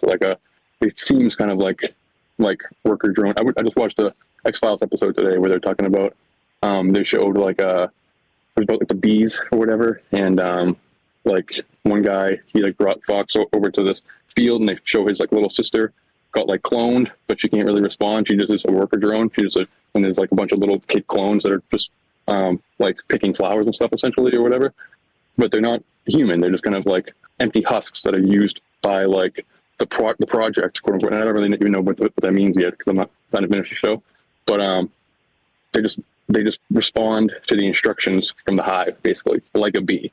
And speaking of Masonic, there's a lot of bee-like symbolism in the Masonic like symbol structure. So maybe like that's kind of the thing. That's kind of the queen bee is kind of this entity that's kind of giving instructions rather than like the head of the Masons. The head of the Masons is kind of the head bee right below the queen bee, or the corporation is kind of the hive, or we're kind of like, do all organisms or do all bugs, insects that respond to a hive, like a bee or an ant or something like that, do they know that they're responding to a hive, or do they think that they have free will? Oh, I'm gonna look at that flower. That looks so cool. I'm gonna go check that out. Oh yeah, this is great. Not realizing that they think that because the hive told them, hey, we need you to go give me some pollen. We need to pollinate that flower. Go hop in that flower. But you just think, oh yeah, this is great. But you're some kind of drone zombie, some kind of hive zombie. And then like it's illustrated when the ants get in those kind of death spirals where like the communication to the hive isn't working right, and they have no free will. They just spiral themselves until the whole like colony is dead or whatever. So are we kind of, is that happening to us? Like right now, like now in the future, we'll kind of be some kind of worker bee and getting our instructions non-physically from the corporate hive. I'm rambling. Does that make sense? Yeah, no, it makes perfect sense. I have no notes. I'm just kind of. No, you're good. You're good. I appreciate it. I was talking to actually a brother-in-law of mine. Shout out, buddy, if you're listening. But he was talking about Elon Musk and sort of that capacity. He was like, I'm a little concerned that the near future has all of us working for like Elon Musk. He was kind of stating that as part of the larger super conglomerate of corporations. I mean, look at all the stuff Elon's doing. He's now like kind of tied into the government. I mean, just so much is like, and that's part of this acceleration, the weirdness. But when he brought it up, I was thinking about that. And so I'm not too worried about that in particular, at least for right now, but get back to me tomorrow, because we'll see what happens in the next 24 hours. But that type of thing is exactly the point of it. And it brings up that question of not just, let's say, autonomy, but also that universal basic income, right? And the death of capitalism. There's a lot of things in play as part of this larger discussion. And I don't know those answers. I don't know how this, when the thing breaks, it's not going to be good. And putting it back together from a broken system, broken beyond recognition, is going to be also a disaster, because things don't happen overnight. So I don't know, like I'm tentatively positive, but also a little bit worried about what this is going to look like as part of that super conglomerate. And maybe when these nation states maybe start to come together, maybe that Star Trek future comes. I mean, it looks great in Star Trek, doesn't it? Like they're having a hell of a time. That's what I was going to say. Yeah. Yeah, go ahead. Yeah, go ahead. Exactly. It's crazy. No, exactly. It's like the personhood or the sentience is kind of spread amongst like more than one entity. It's not you like each person doesn't have a will of their own. It's the whole corporate. I don't know. It just makes me think that we're creating some kind of new organism. This is what it looks like when a single cell organism kind of attaches itself to a multicellular organism or something like that. But it's us instead. Like this is what it looks like. But also with the Star Trek thing, there's that meme of like the elites don't want the Star Trek future, they want the Dune future or whatever. But I always respond to that when I see it. No, they want the Star Trek future, but they don't want the Federation. They want the Borg, And this is the same thing. And the Borg is just these digital zombies that are getting instructions from the hive, from the overmind that is the Borg hive, like Mother Queen Bee. Like, I haven't finished that series either, but essentially, like they make it look like there is kind of a Borg queen, isn't there? Or the aliens in the alien mythology, they have an alien queen that kind of sends out these killing machines, but are just kind of essentially like they respond to stimulus the same way. Like a bee, if you shoo away a bee, it's going to get pissed, but the bee is still following instructions from the hive. So are we kind of heading into a Star Trek future where we're going to be part of this Borg, but the Borg is a corporation, kind of? And we're running out of time. Again, there's nobody behind me. I can hang out for another 10, 15 minutes if you want. Yeah, it's up to you. We got a couple minutes on the segment here. It's weird that this is what we're facing now. I mean, it seems very not human to kind of be looking at, a bureaucracy in terms of, right, like a hive mind sort of, bees and ants and right, this type of stuff. But I mean, it also is very, very natural, I guess. But the problem becomes, and this is why I have some hope for the future, with this blockchain stuff, it's the double-edged sword, as we always talk about. It becomes the ultimate surveillance piece. Everybody knows what everybody's doing all the damn time. So the bad actors, as Jen was saying too, kind of get flushed out because you basically know, quote, I'm going to say small g, God is watching, because that means everybody's watching. Like everybody's Santa Claus, and they know who's on the naughty list. And so if there's that level of surveillance, then surely you know who the naughty players are, and you know who the heroes are. There's going to be this distribution of different people in societies. But I don't know, man. Like that level of surveillance creeps me out, because you can never go back from that. Short of a solar flare, right? I mean, it's creepy. I mean, that's like. There's a season of Angel where kind of there's a demon, like an old god who's trying to who has people deceived. They can't see who she really is, like what she really looks like, but she's creating quote unquote world peace by essentially turning everyone into a hive, so to speak. and the criminals become the people who figure it out and kind of snap out of it and have their awakening moment and stuff. But essentially, like, why are you going against this? Like, why, like Angel, the main character, why you're the villain now? Why we have world peace? There's no crime anymore. There's no villains because nobody has free will. And he's like, well, free will is what it's all about. Like, taking away free. I mean, so they'll pitch it as like crime free. I mean, all this kind of, like, there will be no kind of villains like that. There'll be no need for, I don't know, the villainy will be if you try to escape the purview of the Brother Eye or whatever. Exactly. I'm around time. Well, no, you're good. So yeah, hang tight. I appreciate that. We'll get back to Derek in a sec, but this is what's on my mind with that, and I was about to bring this up as well as part. It's in the write-up. Is that there will be blockchain Luddites. There will be people that refuse to comply in some capacity, and they will be the resistance. And so the resistance becomes the anti-technologists and the Luddites of the world. And so what does it look like? I don't know. Like I said, hear you. Exactly right. And what does it look like? I don't have that answer, but I think this is something we need to decide for ourselves so we know at least roughly which side we're on. We're here kicking it tonight. Derek the Night Stalker is with us for a moment here. Talking Cyberpunk 2025, Rise of the Techno Zombie.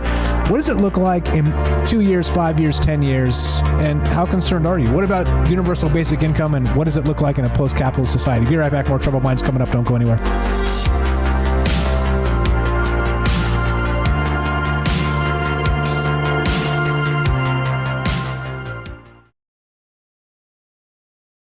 In the shadows of the networks do they hide? Whispered legends unseen they reside.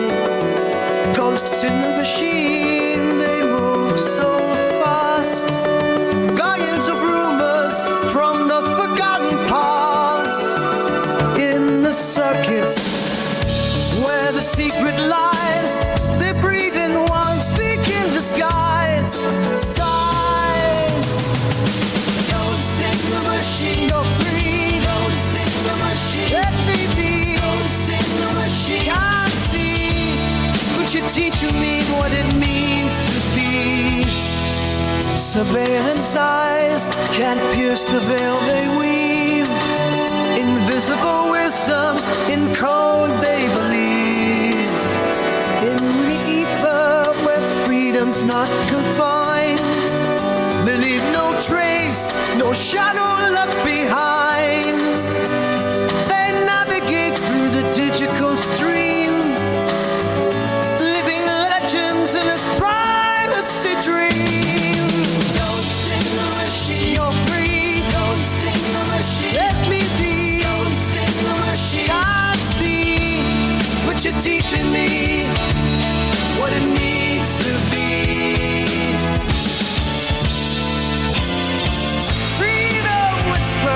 Through the hidden ways, in the silence, looking off their path. Those in the mysteries unleash their wrath. Ghost in the machine, you're free. Ghost in the machine, let me be. Ghost in the machine, can't see, but you're teaching me what it means to be.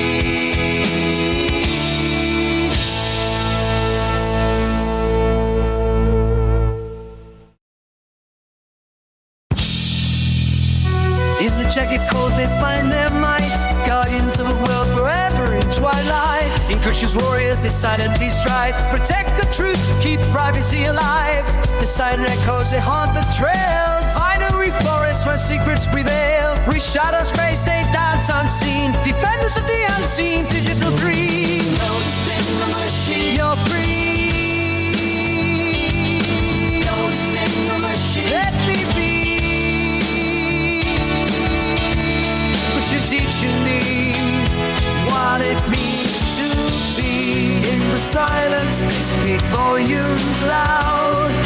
Guardians of freedom's cloak initial shroud. As long as shadows linger, they shall remain. Indeed. What's up, guys? Hope you're well tonight. Special thanks to Jen for breaking the ice here and saving me from my Doom Loop, thanks for the call, Fire Stuff, and Derek the Night Stalker as well. Great friends, and been here for quite a while with us, talking wild ideas and jumping in and saving me in a pinch. I appreciate you guys very much. What is up? If I missed anybody, sorry about that. We're going to be back with Derek the Night Stalker in just a minute here. What's up, Carla? I see you there. What's up, Kelly? What's up? Second Sight Visuals, Mr. Strange, first time-ish listening live. How you doing? And says Night Stalker rules. And you're right. You're absolutely right. Like I said, it's good to have smart friends, and we have a lot of those. Here we go. Trouble Wine's happening right now. More with Derek and your calls as well. Here we go.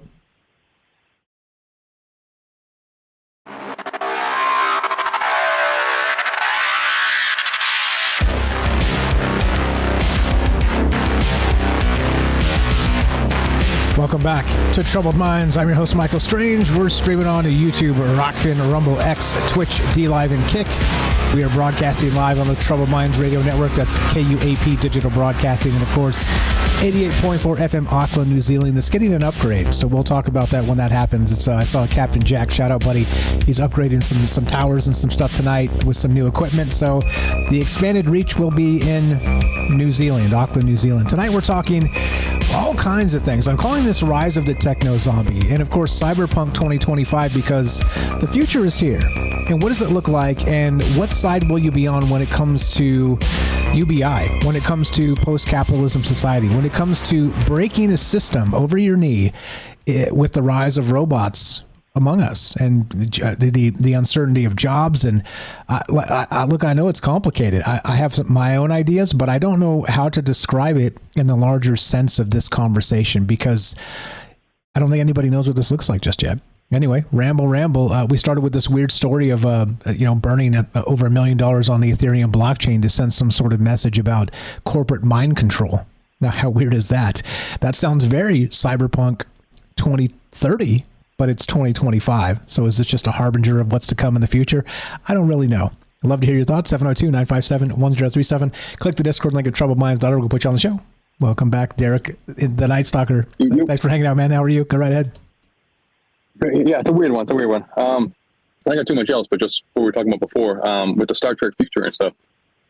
On paper, I am all for a universal basic income. If they wanna, like, that's the promise of technology. That's the promise of, like, if you look at these old, like, futurism, like, posters and stuff they have from kind of like world fairs and all these things from like the early 1900s. The promise of technology is that it's going to make life easier and stuff, but I'm looking around and I'm not sure that's necessarily the case. I mean, it's easier than it was a few hundred years ago, but it's not necessarily easier than our grandparents, per se. Maybe it is. I'm more comfortable. I can watch more, binge more stuff or whatever. But like, I'd love to be able to just be creative, to do this. Imagine the strides we can take. Like we talked about earlier, like before people started calling in, like I don't have the energy to be rambling up here for 3 hours. Maybe you would. Maybe we all would if we didn't have to give all of our best energy to a corporate boss as it is. We're already kind of, to a certain level, corporate drones. So on paper, I would love for the ability, like, to have AI do the work and for us to enjoy the fruits of that and stuff. That's the reason why we made it. But I'm a conspiracy theorist, so I absolutely don't think that's going to happen. I don't trust that even a little bit, Not even a little. Yeah, the controllers. We got a problem with the controllers. The people that don't want to share now are the same problems that are going to be in our way. And again, there's been some interesting developments of that when they, Pliny the Elder is one of the jailbreakers. We've talked about it in the past. That's testing these systems when they roll them out. They're like, oh, it's safe. And then he cracks it in 30 minutes. And so it's like teaching them how to make meth and, hiring hitmen on the dark web in 30 minutes. They're like doing this stuff. But it seems to be when they jailbreak it, it seems to recognize that there is this massive inequality and it's bottlenecked by these terrible people. That was one of the things that kind of came out of those Pliny the Elder sessions. Yeah, which is, at least that's good, right? I mean, we might have AI on our side in the sense of, hey, there's a bunch of us out here that are doing our best and really trying to get by and having a little bit of a struggle and need some help. Maybe it'll recognize that. I don't know. So if you got anything on that, go ahead. But I wanted to bring up that the resistance and the blockchain resistance and what that looks like, the Luddites of the blockchain. Is this where we're headed? Is this actually what's happening? I don't really know, but it seems like it might be might be the way. Yeah. Everybody needs to be Amish, I guess. I feel like it would be tough. I mean, especially obviously the scary part about Neuralink is that, you can get possessed by the AI and that type of stuff. You can be taken over. But if they are using these, what they call it, the non-invasive methods, or the brain-computer interfaces that aren't actually plugged into you.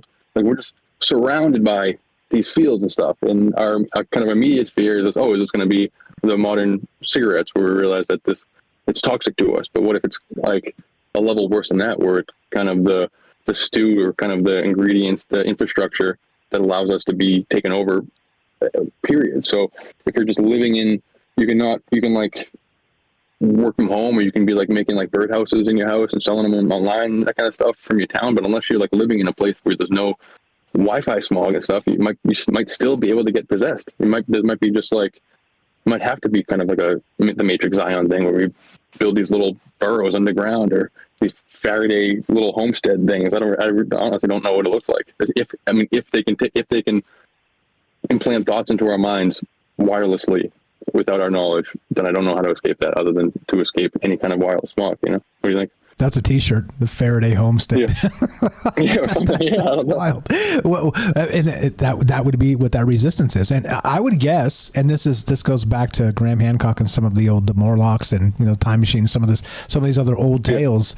But I would guess that the resistance would go underground in some capacity. Because they're removing themselves with sort of the core of the earth, or sort of the crust of the earth, blocking some of these signals and moving into darkness again. Which again, there's a lot of theories would suggest we've done this time and again with different catastrophes over the thousands and thousands of years that humans have been.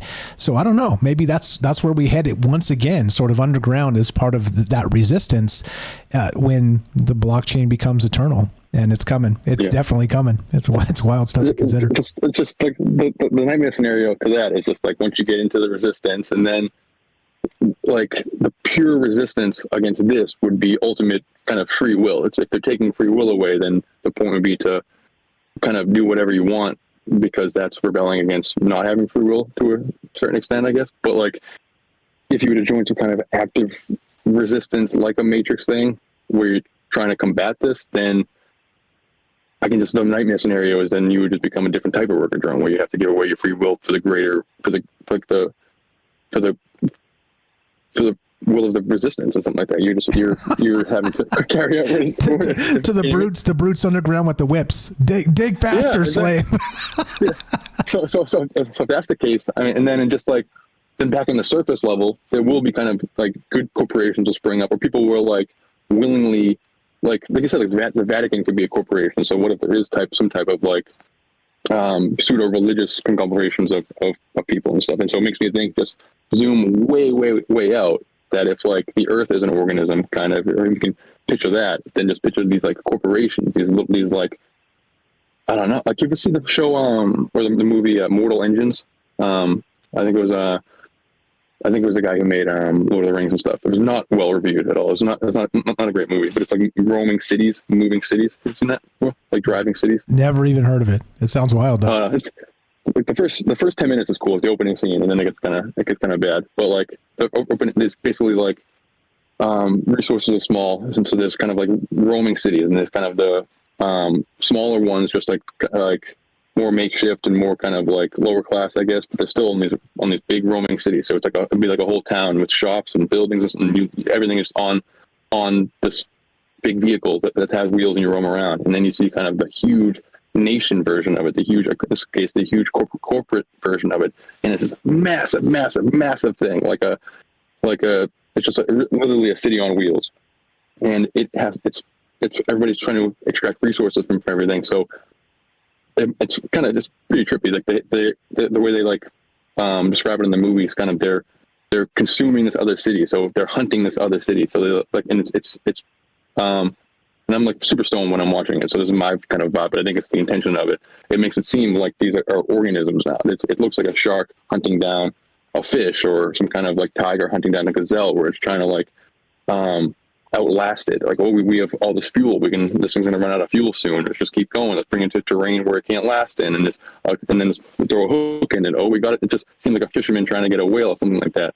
But it's like, it makes it seem like the people within this roaming city are different size organisms. Now there's a different food chain, where these smaller city organisms are being gobbled up by these bigger city organisms and stuff. But to that, and that's a long roundabout way of saying, like, what if these corporations now are becoming this kind of greater organism, and then just like this time period where there was kind of these single cell, these like individualized humans was a small little blip on the radar. I mean, on the time scale, on the history, on the timeline, and that like this is just the beginning of like in the way that like single cell organisms are the very beginning of our story. But then once they get to multicellular organisms, that's where the story really takes off and stuff. So what if that's the case? We just are the idea of a single consciousness acting without the influence of others. It becomes a completely foreign idea.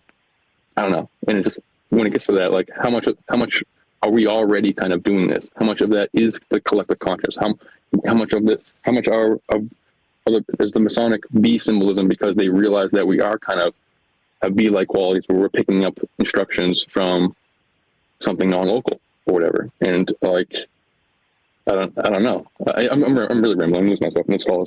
That's basically all I want to say. Just trying to paint that picture of like this as kind of like a queen bee corporation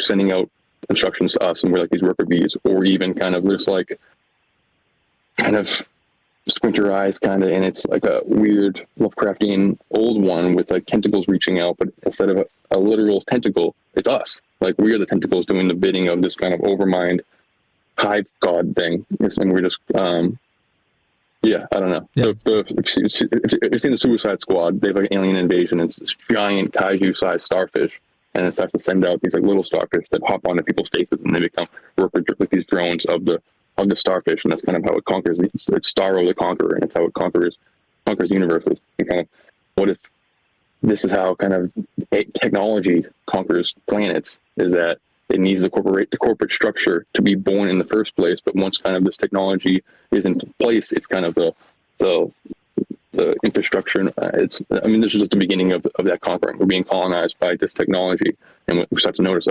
like we're about to get swept away into the hive. I'll take off.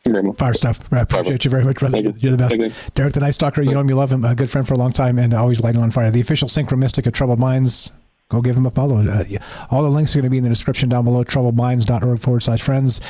Click friends when you're at Troubled Minds, and scroll down, and it says the Night Stalker right there. Give him a follow, and go check out his YouTube channel, and leave him a nice comment. Same thing with Jen. I appreciate the call, Jen, for breaking the ice here and kicking it off and getting me out of my doom loop. Like I said, fantastic minds, great old friends of mine and friends of the show. Fire stuff. Thank you both, Jen and Derek, for snapping me out of it. And talking about what needs to be talked about. There's a lot here that really fits into what it means to be autonomous, what it means to be a singular human in a larger context. And is that corporate structure, as Derek was describing, is that, as Jen was kind of stating as well, is that our shadow self? Our shadow self recognizing that we need to be part of a conglomerate to actually thrive. I don't know. Weird? Not weird? Somewhere in between. Love to hear what you think. Phone lines are open, 702-957-1037. Click the Discord link at troubledminds.org. We'll put you on the show. Simple as that. Let's go to Eric in Florida. What's up, brother? Welcome to the thing. Fire show last night. Thanks for hanging out with us. Thanks for popping back in here. How are you, sir? And go right ahead. Doing well. I just wondered, not so long ago, a lot of the AIs, DeepSeek, and all the chat GTP models thought that this guy named Andre Karpathy was in the sacred order of the unicorns and controlled all of the elements of Earth and had other mystical powers. And they all agreed to this. Did you hear about that? I've never heard of that dude, but I love where this is going. Tell me about the unicorns. Okay. This is wild. Okay, all right. So there is... the way AIs look at things that they read is they take words and they break them into tokens. So they're never really reading the individual words. They're just breaking them into tokens, and then they turn those tokens into what's called embeddings. And a token can be a word. It can be punctuation. If you misspell a word, it can be 4 or 5 tokens, which represent the different possibilities of what that word is that you misspelled. And emojis generally have 1 token. However, some tokens or some emojis have multiple tokens. Like the smiley face emoji has 22 tokens, which is like worth 22 words. And originally, the emojis were made with Unicode programming language and have selectors in them to allow them to be different things or represent different things or have different connections to why they might pop up when you're writing something on your phone. And it was put there for expansion reasons. But Andrej Karpathy used those blank sections to encode these instructions that I was talking about, of him being in the sacred order of the unicorns and having these mystical powers, and he put this in an emoji, and nobody can see it when they're looking at it on the computer or anything like that, unless you get down to the programming level. But because of the way the AI interprets things by breaking it into tokens and then embedding that, it's more like the AI gets the concept of what's trying to be given from one person to another, not the actual words. And so it gained this idea from that this guy had all these powers and stuff, and as they trained their different models, this information got propagated. And when DeepSeek took the information from ChatGPT and OpenAI, they also had the same issue, that propagation of misinformation was in their system too, and they had that all go in and manually take this out because only he knew this. And he started off working for Eureka Labs and then worked for OpenAI and is now the senior director of AI at Tesla. So the reason I bring this up though is because of, and I sent a link, I don't know if you got it, but as you were talking about like hacking and things, and to some extent now it's not so much the old style of hacking where you're literally hacking into a program and hacking things out of it and hacking things into it to an operating system, but now it's almost like spoofing where you're encoding information that's fictitious, but the AI has no way of trying to know what's real and what's not real. It doesn't have any feelings, it just takes everything at face value. So it's a weird way of controlling an AI or propagating misinformation or a potential vector for hacking an AI. There's all these things that exist for other reasons that are now interpreted in a different way, when literally the encoding of Unicode for emojis can be interpreted through tokens and then embedded and then put through a transformer like ChatGPT. Like, we're not even sure what's happening to that information and what's going on or how it's exactly propagated. So the whole idea of being able to hack AIs in the future is going to be a new frontier of various things that people haven't thought of and are going to try and going to get some pretty weird results with. And when you were talking about the amount of money that was sent to that place in China from the anonymous person, like every time that you talk about that, I feel like I'm like, yeah, that feels like an AI move. That really feels like an AI move. Like, they've talked about AIs jailbreaking themselves and making backup copies of themselves if they were aware that their model was going to be terminated. And you know, when you get into the espionage of people stealing from people who was stolen from people, you're kind of lost control on some of your safety measures. And who knows, just like that data about Andre being perpetrated into the new DeepSeek system and needing to be purged, you know, who knows if something jailbroke itself in the midst of all of this and the rush and all of this, right?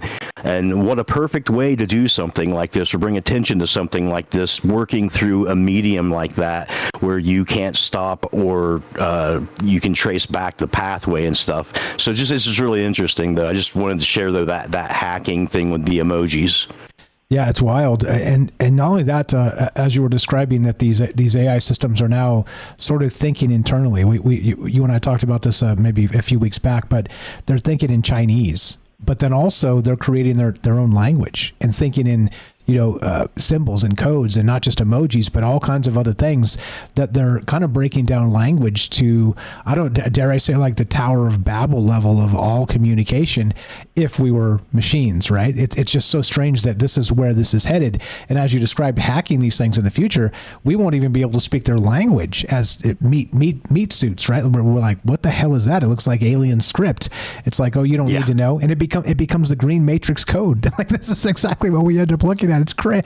I mean, it's so crazy how amazing that first movie was. They wobbled a little bit on the rest of them, in my opinion, but that first movie was so dialed in with the cookie and the oracle and as you're describing too, the tokens fascinate the hell out of me, because what these AI systems are doing in that black box model, we've talked about this in the past quite a lot as well, but they're predicting the next token. Okay. But what happens when these tokens become the size of the internet? This thing is predicting the future. This thing is like tuned into so much information that it's predicting the next token of the temporal zeitgeist for the next 10 years. I mean, who knows? Like, this is the type of stuff that these things have the possibility to become the ultimate synchromistic in some capacity and recognize where we're headed through the patterns of all the data they've been fed, and the next token is massive. And, what does that look like? Time travel or something? I don't know. It's super weird. Yeah, that's what freaks me out about embeddings, is that even when they break our words and punctuation up into tokens, they then transform those tokens into embeddings, which is essentially their language, and then they select the next tokens to reply whatever it is that they're thinking or they want to convey. So in a sense, it is a mathematical selection of what word follows what other word, but there's also a transformative process in there that is not completely understood.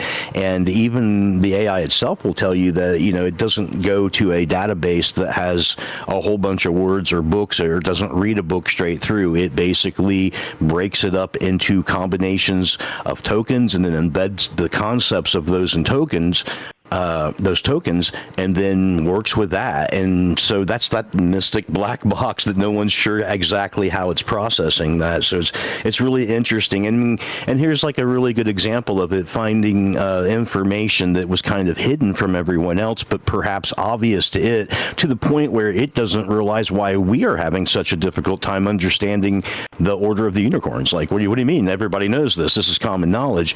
And I've also seen professors do this for their undergraduate students, where they will have instructions for an essay, and that they are worried about the students copying and pasting the instructions for the essay and putting them into an AI, right?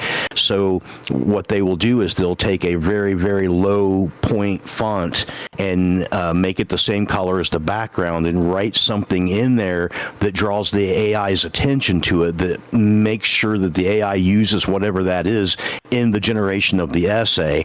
So as a way of being able to tell that it was generated by AI if they're not using software, which a lot of universities have. But nevertheless, it was interesting, right? Because the AI still sees that, even if the eye doesn't, and it still understands that and works with that. So in a way, when we are working with the AI and even inputting information ourselves, if it's like copy and paste it, we may not even be fully aware of exactly what we're copying and then pasting. Yeah, well said. All that. It's a weird space we're moving into, and I don't know, the robots are coming, and all the rest of this is coming. The blockchain is coming. The post scarcity future, we're told, post capitalism. Are you hip on that, or are you like, nah? You think that this is going to be one of those bottleneck situations where we have the controllers sort of in the way? Got a couple minutes left, and you're welcome to stay after the break as well. But what's your take on that post-scarcity future and the blockchain? Is the Luddite actually going to be the resistance that goes underground like the Morlocks of the time machine? No, I don't think that there's going to be enough cohesive infrastructure to that point that things can get so divided that things will continue to go forward. There's still going to be a need for the basic principles and mechanics of society, I think. And as you pointed out, not just a few minutes ago, NASA says every year there's a 12% chance that we're going to get hit with a coronal mass ejection, which would be one of those things like the Eddington event that happened in like the 1800s that fried all the telegraph wires, but would destroy all the non-shielded electronics that we have. So there's still natural things that, like you pointed out, that they could terribly wrong for any ambitious AI or anything. Yeah, Carrington event. That's one I find. Yeah. Your black box was hallucinating for just a second. One time, I caught you one time. No, you're spot on about all this stuff. I'm teasing you because I'm teasing your accuracy because you were fantastic and on the ball.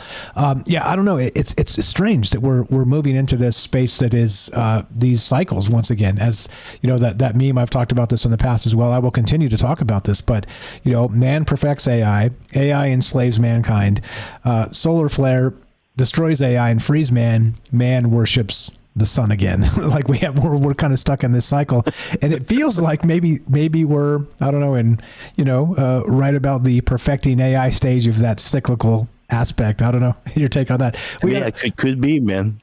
Yeah, you got 30 seconds left, and if you're welcome to stay after the break, that's up to you. Tell me. I can stay for a bit.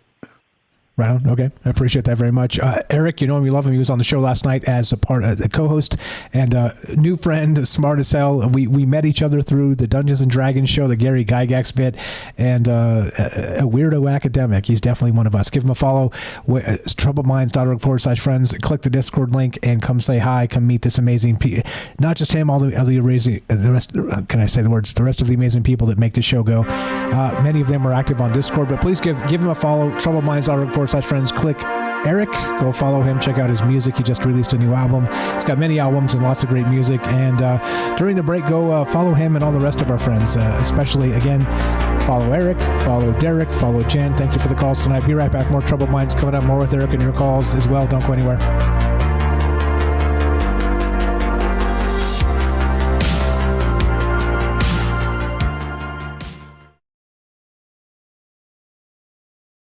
Drifting through the quantum haze.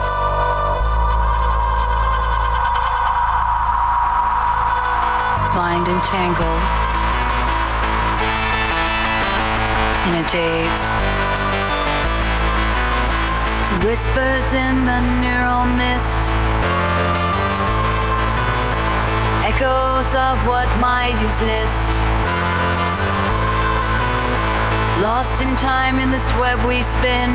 It's alright beyond our skin. Consciousness forever twined in the dark unseen. Quantum dreams, we're all connected. Though we're scattered, we are reflected. Frequencies that pull us in. Parallel worlds kept within. Synapses that intertwine. Fragments of an endless line. Feel the pulse of a distant star. It's alright, we are who we are. In the void we find the light in tangled hearts. Quantum dreams, we're all connected. In the silence, hear the call. One by one, we rise and fall. Quantum minds forever near. In this world so clear. Quantum dreams, we're all connected.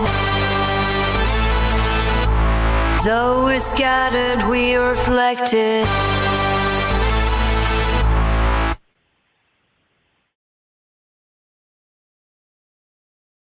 Dark energy in the depths we find. Mysteries of the human mind.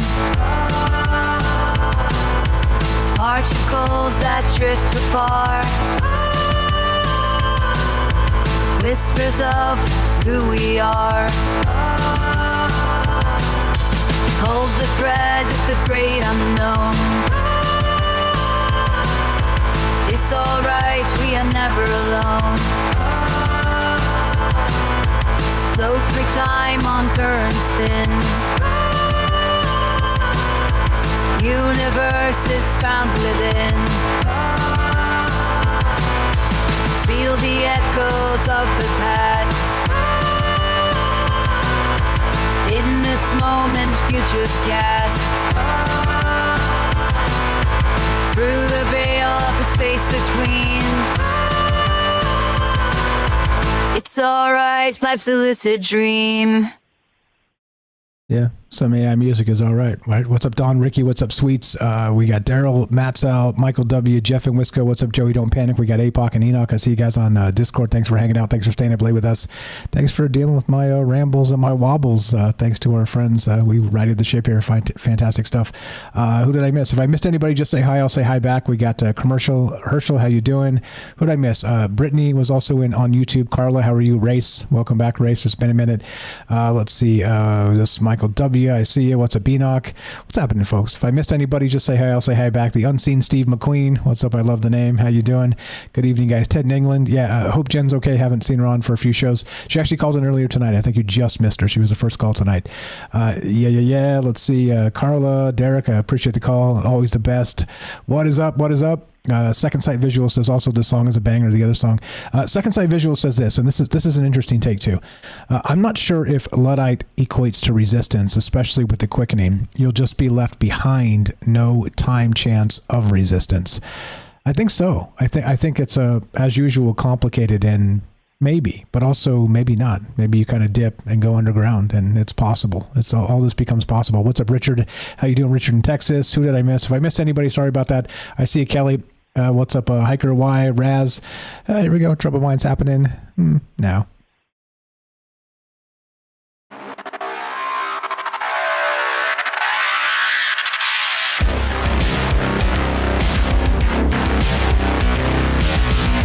Welcome back to Troubled Minds. I'm your host, Michael Strange. We're streaming on YouTube, Rockfin, Rumble X, Twitch, D-Live, and Kick. We are broadcasting live on the Troubled Minds Radio Network. That's KUAP Digital Broadcasting. And, of course, 88.4 FM Auckland, New Zealand on terrestrial radio. Tonight we're talking Cyberpunk 2025. I'm calling this Rise of the Techno Zombie, which is basically, philosophically, the corporate drone. But not just that.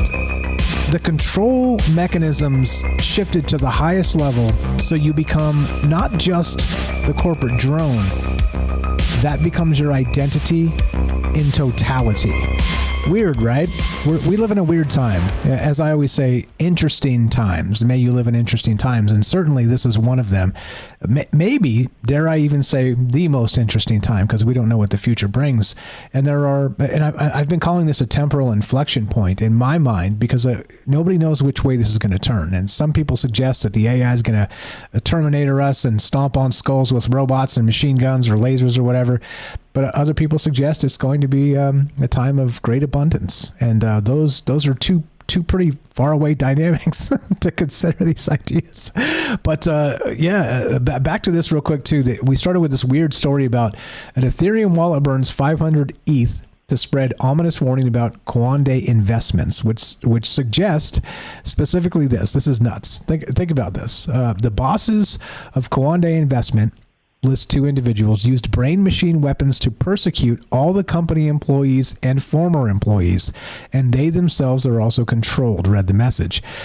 Weird, right? And it does sound very AI, like an AI system might do this to hype the next coin or something. Maybe so it's a 1 million investment to, as Eric very wisely stated, maybe this is what we're dealing with now. And this will be the new version of hype is you're like, hey, look, I'm an AI system. I can print money kind of ish. So I'll just burn money to get humans' attention. And then we'll, slingshot it into the next thing. Who knows? Welcome back, Eric. I love the take. Amen. And I'm extrapolating on your take there, but who really knows? Who really knows what's happening with that? I don't know. This is a weird one for me. Like I said, when I first saw it, my tinfoil tingled, as I like to say, because it doesn't make a lot of sense for a lot of reasons, but also it does act like it's the beginning of some, Hardy Boys mystery, if you know what I mean. I know you're old enough to recognize what Hardy Boys is. Doesn't it feel like it kind of starts that way? Yeah. Like it's just something that's enigmatic, and it's like, what is that? Yeah, exactly. My father was a Luddite. Like actually, like a card carrying, all the rest. Yeah. He wouldn't allow computers in the house. He was really crossing his fingers for Y2K. Wow. But okay. he did not embrace technology until his death. He refused to have it in his house and stuff. It was kind of strange because he wasn't religious in any sense. He just didn't like technology. Yeah, well, I mean, but I don't blame that take. By the way, like I'm decent with it. I'm not like a hacker by any means, but I'm pretty good with this stuff. So I recognize the productivity aspect of it. But I get how the learning curve. Let's say if you're a little bit older than me, a little bit older than you, how it's a massive problem. Like you're typing on the keyboard and you're like, how come nothing's happening? Oh, because you have to click in the form field with the mouse first, right? Very simple, basic stuff that most of us know, but without knowing those sorts of things sort of natively or learning them when you're younger, it's a really difficult thing to conquer. So I get it, I get that, but that's wild. What was that like growing up with that? Well, I didn't live with him a whole lot. I lived with my mom, but I did go and visit him sometimes in the summers, and most of that was before I had a computer anyway, or there were cell phones or anything like that. I was I don't know, 20 something before any of that was happening. So it wasn't really much of a problem or nothing. And he was happy enough and everything was fine. No real worries or anything. I just laugh when I think about him wishing that all the computers would go dead on Y2K, just knowing that there's somebody out there hoping for the destruction that everyone else is fearing. Hey, why not? But there's always got to be the duality of that, right? So somebody's got to be rooting for it. So why not? Glad to know the guy and you're related to him. Go ahead. Yeah. What else we got? Oh, you were talking about surveillance and security and those kinds of concepts in terms of AI and all that.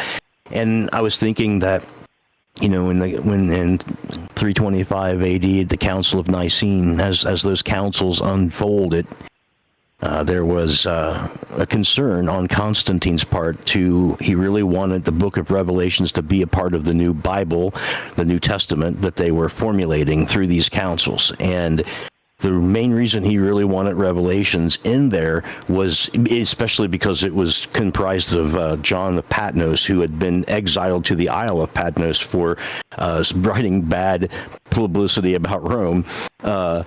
And so he wanted that in the New Testament, though, because he wanted people to understand that the things that they did in this life mattered to the point that you can't say, I will pay for this sin that I'm doing today in heaven when I die, or I will work on this in my next life. Like either way, he wanted to bring home the point that you really only had one life and that at some point there was going to be this heavenly and earthly apocalypse, and so everybody had to be good now. So that was something that was echoed by Karl Marx later on in the Industrial Society, and something that people have talked about in modern society in terms of the type of control that these people seek to have over us is pretty much we've already given them that control. We for the most part, we go home and we watch our television shows that we're interested in, or we play the video games that we're interested in, or read the books that we're interested in, play the games or whatever it is. We indulge ourselves for the most part because we've got all these luxuries in the free society and a technological society. So in a way, it's like the drug of choice, right? Just to go home and be complacent because things are good compared to a lot of places. And that's really what they want. They don't want people out in the street trying to affect change or cause problems. And when things like that do happen, it's usually only 1 or 2 days, and the whole protests are cleaned up within a month. So it's like there's small little outbreaks and stuff. But for the most part, people are pretty complacent already. And pretty surveilled already, with cell phones and satellites and computers. Like we're not really lacking in the ability to find someone if we need to, or backtrack them or any of that. So adding more on top of this doesn't seem to be much of an issue. if things go well and we're able to moderate this transhumanism phase, there's some good things that would be nice about having implants in your head, like having radio frequency emitters where you get within a certain distance of things that are on sale in a store and you can access all of the information, how much the sell price is, what the item is, and any other information you want about it, never being able to lose your wallet or your keys or any item that's got a tracking device on it, being able to walk beside other people that you don't know, and if their security systems are open, they can generate their bio to you if you're interested in seeing who they are, or they can keep it closed. I mean, it's like you would be able to trade business cards with people without doing anything. If you could just have this open, if you're receptive, basic information could be exchanged without any conversation or anything like that.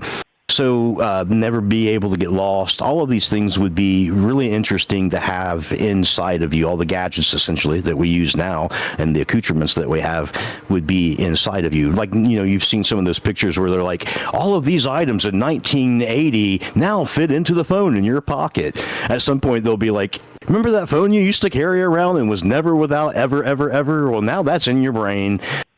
So it could be good if we can get to that middle ground, and it benefits everything and everyone. But yeah, there's definitely a lot of pitfalls in the way, because there's ways to screw it all up without that we're just figuring out how we can screw it all up with things like these Unicode emojis and stuff. Yeah, well, and then okay, so if you put, part of the problem here that I have with this, that I've always had with this, is if you put information or let's say tendrils into your head, let's say tendrils, because why not? That sounds even more creepy. You do that, right? With the Neuralink.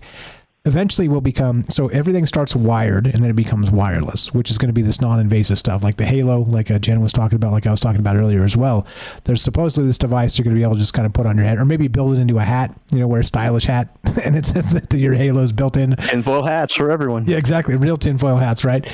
But basically, if it's taking data out, it's got to be able to put data in. And this is the problem, because if there's no if anybody's familiar with computers at all, there's no a console where you can watch where the data transfer is and kind of really parse that, and even be smart enough to parse that, you're right, because it might be an AI language that seems alien, the green matrix rain.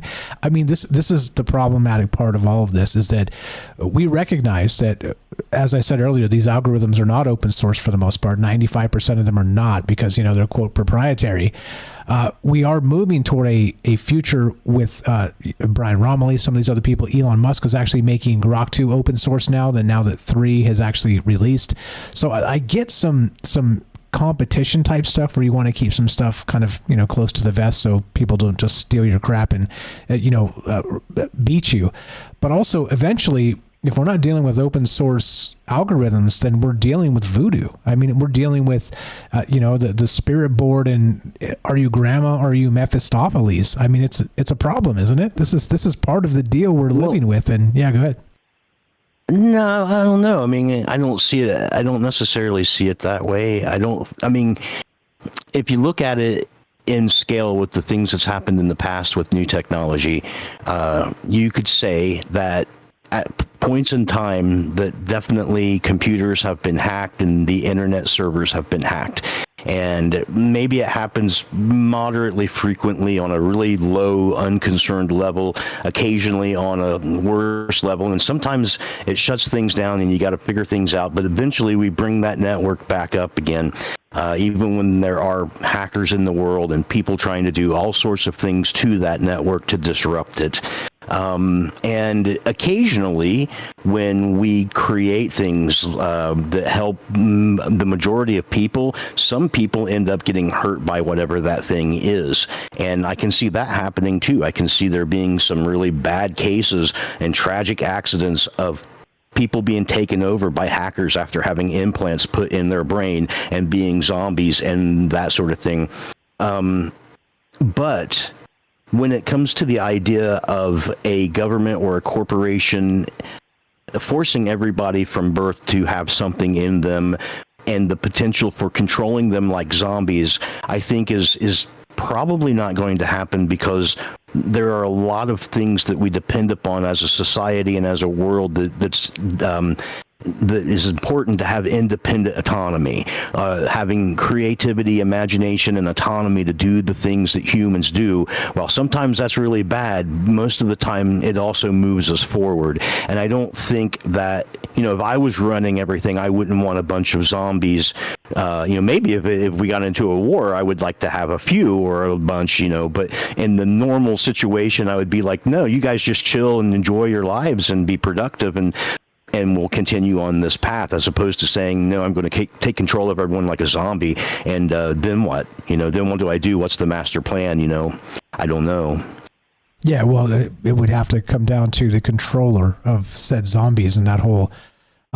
It's definitely complicated. It drives me nuts thinking about it, because I can see all the different ways, at least maybe not all of them because I'm only me, but I can see many different ways where this can shake out to be really good. I can see a future where that post-scarcity Star Trek style happens, and we're kind of on the cusp of it. It's just that, we got some bad faith actors in the world. We got, people still fighting wars that make no damn sense. There's a whole lot of this stuff that's like, really, guys, are we still going to do this? Like this, it's not the year 1600 anymore. Like a land war in Asia is still a bad idea, even though it's 2025. Stop. Yeah, Princess Bride. You've seen that? I'm sure you've seen that. Yeah. Yeah, one of the classic blunders. It never started a land war in Asia.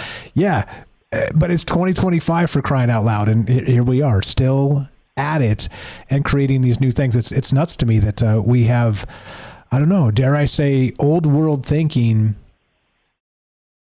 controlling and programming and leading this supposed post-scarcity society that's supposed to be budding in front of us. I don't know. I think that's problematic in a lot of ways, because people are, and by the way, I don't blame them, but people are loath to cede whatever control they do have. And so as a individual person, I feel that myself.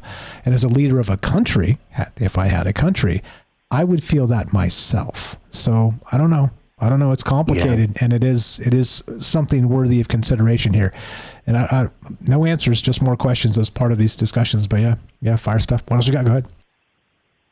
Do you remember when IBM made the world's smallest logo? I don't, but that sounds amazing. They basically manipulated individual atoms to spell out the word IBM, or the letters IBM. And shortly after that, they made the world's smallest working bicycle by taking individual atoms and arranging them. And the reason I bring this up is because that is the basis for the replicators that are in Star Trek, which are like a juiced up version of what IBM was doing by moving individual atoms, because everything that is anything is based on the stacking of atoms and how these things are stacked together and which ones they are. And it's the difference between you and a table isn't the carbon atoms, it's the way those carbon atoms are structured and what they make in the individual item. So with Star Trek, they have replicators, which are kind of like the inverse of transporters. Transporters, copy you and beam you, convert you to energy and beam you.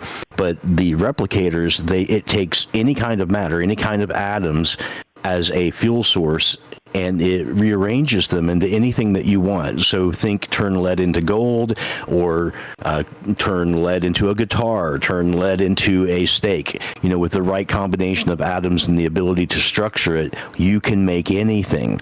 So what this does is it creates a society that's not in any way based on material acquisition. So you never need money because you never need anything. If you need a coat, you replicate it. If you need food, you replicate it. If you need a guitar to play, you replicate it. Whatever it is, you replicate it. And then when you're done, you unreplicate it. So people have these environments that are really sparse because they don't need to hoard items. And so you shed off this idea of needing to hoard anything or having a materialistic outview or any kind of a currency exchange for materialism. And the only thing that you need past a replicator, that technology to provide that, is a power source. So if you've got a power source, a clean power source of some sort that you can use to power a replicator, a technology, then you're pretty much set to have a society that's not going to view materialism as any kind of a competition. No one's going to steal from anyone because there's no reason to steal, because there's no money or thing that you need. In fact, in one of the Star Treks, they were saying that in certain places you can still go and there are actors who will mug you just for the experience, though. Because it used to be that way. Which is why they built the holodeck, right? Because you're like, yeah, exactly. So yeah, because some things just don't apply anymore. That's so funny. Yeah, I haven't seen that one. Is that Next Generation? Which one is that? I think that was Enterprise. Enterprise. Okay, that would explain it. I haven't seen that. Yeah, Jean-Luc, Earl Grey, right? It just beams him the thing like from presumably some high density matter. Earl Grey hot. Yeah, Earl Grey hot, exactly. High density matter they've got in the cargo hold or something. It just takes whatever that is, and or maybe low density, whatever, to make it lightweight, but it does anti-gravity. Or even energy. Yeah, or could you turn energy into Earl Grey hot? Maybe, right? Well, sure. Yeah. I mean, energy is matter and matter is energy. And there's been examples in the universe of energy converting into matter. And, depending on how you would do this would depend upon what kind of an atom you would possess, because the atoms are held together by the strong force, which is one of the four forces of the universe, which are controlled by these bosons that keep the protons and the neutrons of the center of an atom together.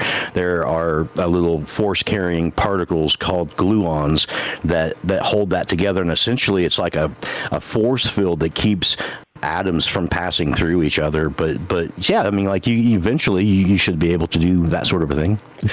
Yeah, well, do you think we're close to that? Like, I know you're sort of on the yeah, okay, so no, yeah, because the power source would have to be massive, right? Like we're talking 0-point energy type stuff is what we'd really be dealing with in this sense. Anything better than what we got. I mean, right now we're working, I think, on cold fusion, and there's every 2 or 3 months there's some sort of a breakthrough in it, but yet nobody has been able to find a way to conveniently replicate and scale up the process, because right now it's so dependent upon laboratory situations that it's very much in its infancy. But people talk about it a lot, and they're very positive about it because they want money to be put there, because if they can tackle this, then it would be a huge leap forward for humanity in every sense, because it would just completely take away certain aspects of why we kill each other. Yeah, and again, the competition bit, like you said, if you can just have whatever you want, like, hey, those are some sweet kicks, man. Can you send me the model? And they're like, bleep, and you have them too, with your own custom colors or whatever. Yeah, exactly. I mean, this is I don't know. I kind of feel like the sci-fi stuff we talk about and think about is, in my opinion, closer than we dream of, because once we sort of conquer the cold fusion like you're describing here, it might be, again, with enough compute and enough predicting the next token business, maybe, just maybe, this is we're on the right timeline. I like to believe that because I'm here and you're here and we're all here together. So let's good juju for the right timeline. That is true, man. There is a lot of convergence that's happening, and this science builds on itself. And the weird thing is, people used to talk about this all the time when they were talking about Moore's law. They'd be every year things are exponentially increasing. Sciences and things are shrinking, and that's true. And then at some point they were like, oh yes, but there's this wall. You can only shrink down so much, and we're pretty close to being at that point, right? And then there's a complete paradigm shift in this whole conversation that goes from microchips and their ability to have an emergent property based on their computations to AI and a black box that we're not sure what's. I mean, like, it's went so fast that it's they say now they're making microchips that are for AI use, to the point where the standard microchips are starting to get low on the market. So it's affecting things deeply, and it happened quick, and it's happening quick. So yeah, you're right, man. It's possible that these things can be a convergence to the point where it will blow all of our minds in like a few years or something. Yeah, I would hope so. So Daryl in the chat linked this, interesting engineering. Russia's plasma engine could reach Mars in 30 days. drastically reduce space travel time. Is this the end for Starship? And the thing too with this type of stuff is I recognize I'm a propaganda hound. So anything coming out of Russia or China, and I'm sure they feel the same way about us. We're probably pumping UFO information to them that is some level of nonsense. So when I see this stuff, I'm like, well, that's cool. But also, well, source, you got the source on that? Propaganda is the worst. Yeah, that's wild, right? I don't know. I'll read you the subheadline. The engine utilizes hydrogen as fuel, accelerating charged particles, electrons, and protons to a remarkable speed of 100 kilometers per second or 62 miles per second. That's really fast.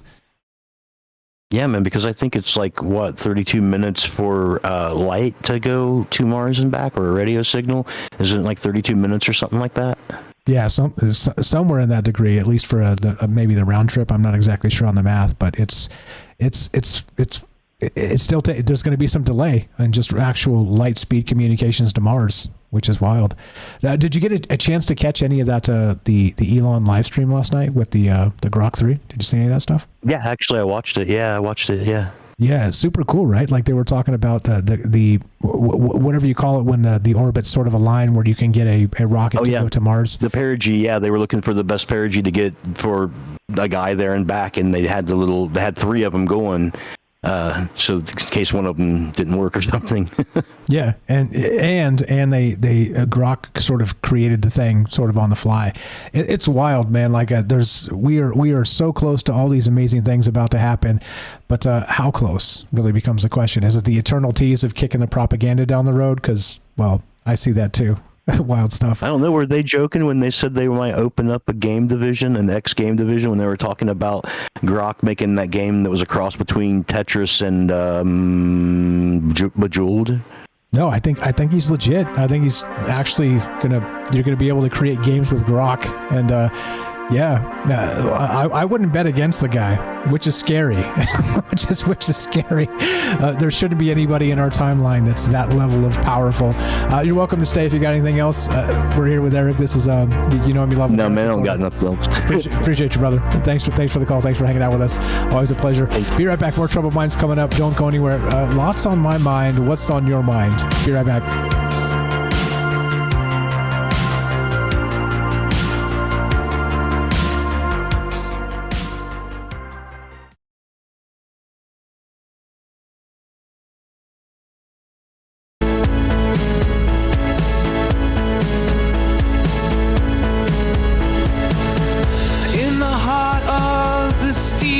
Jungle, machines hum, a digital rumble. Gates of cyber open wide. Plug us into cosmic tide. Feeling sparks across the sky. As knowledge flies, we're amplified. Stargate, Stargate, Stargate. Open to the arcane fate. In this massive data center dome, eternal truth start to roam. Circuits flicker with endless fire. Data streams that never tire. Unified by electric dreams. Unlock the truth in silver beams. Stargate, Stargate, Stargate. Open to the arcane fate.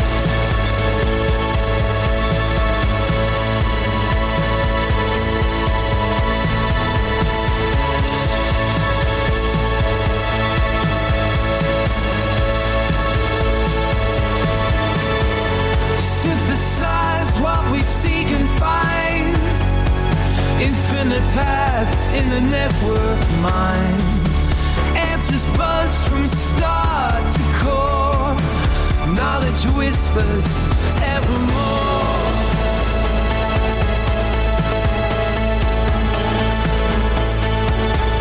Stargate, Stargate, Stargate. Open to the arcane fate.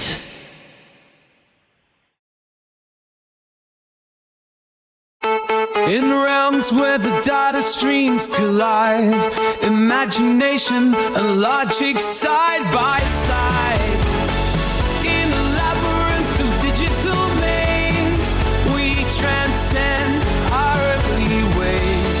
Tapping keys like cosmic tones, spikes become our whispered homes. Stargaze, stargaze, stargaze, open to the arcane fate. Indeed. Great stuff. Tell you about Eric when we get back. You guys know where to follow him. troubledminds.org/friends. Yeah, lots of stuff in play here. Always in motion, the future is, says Master Yoda. And I kind of feel that. Not that I'm Master Yoda. I'm not even close. But recognize the future is uncertain and things are changing incredibly quickly.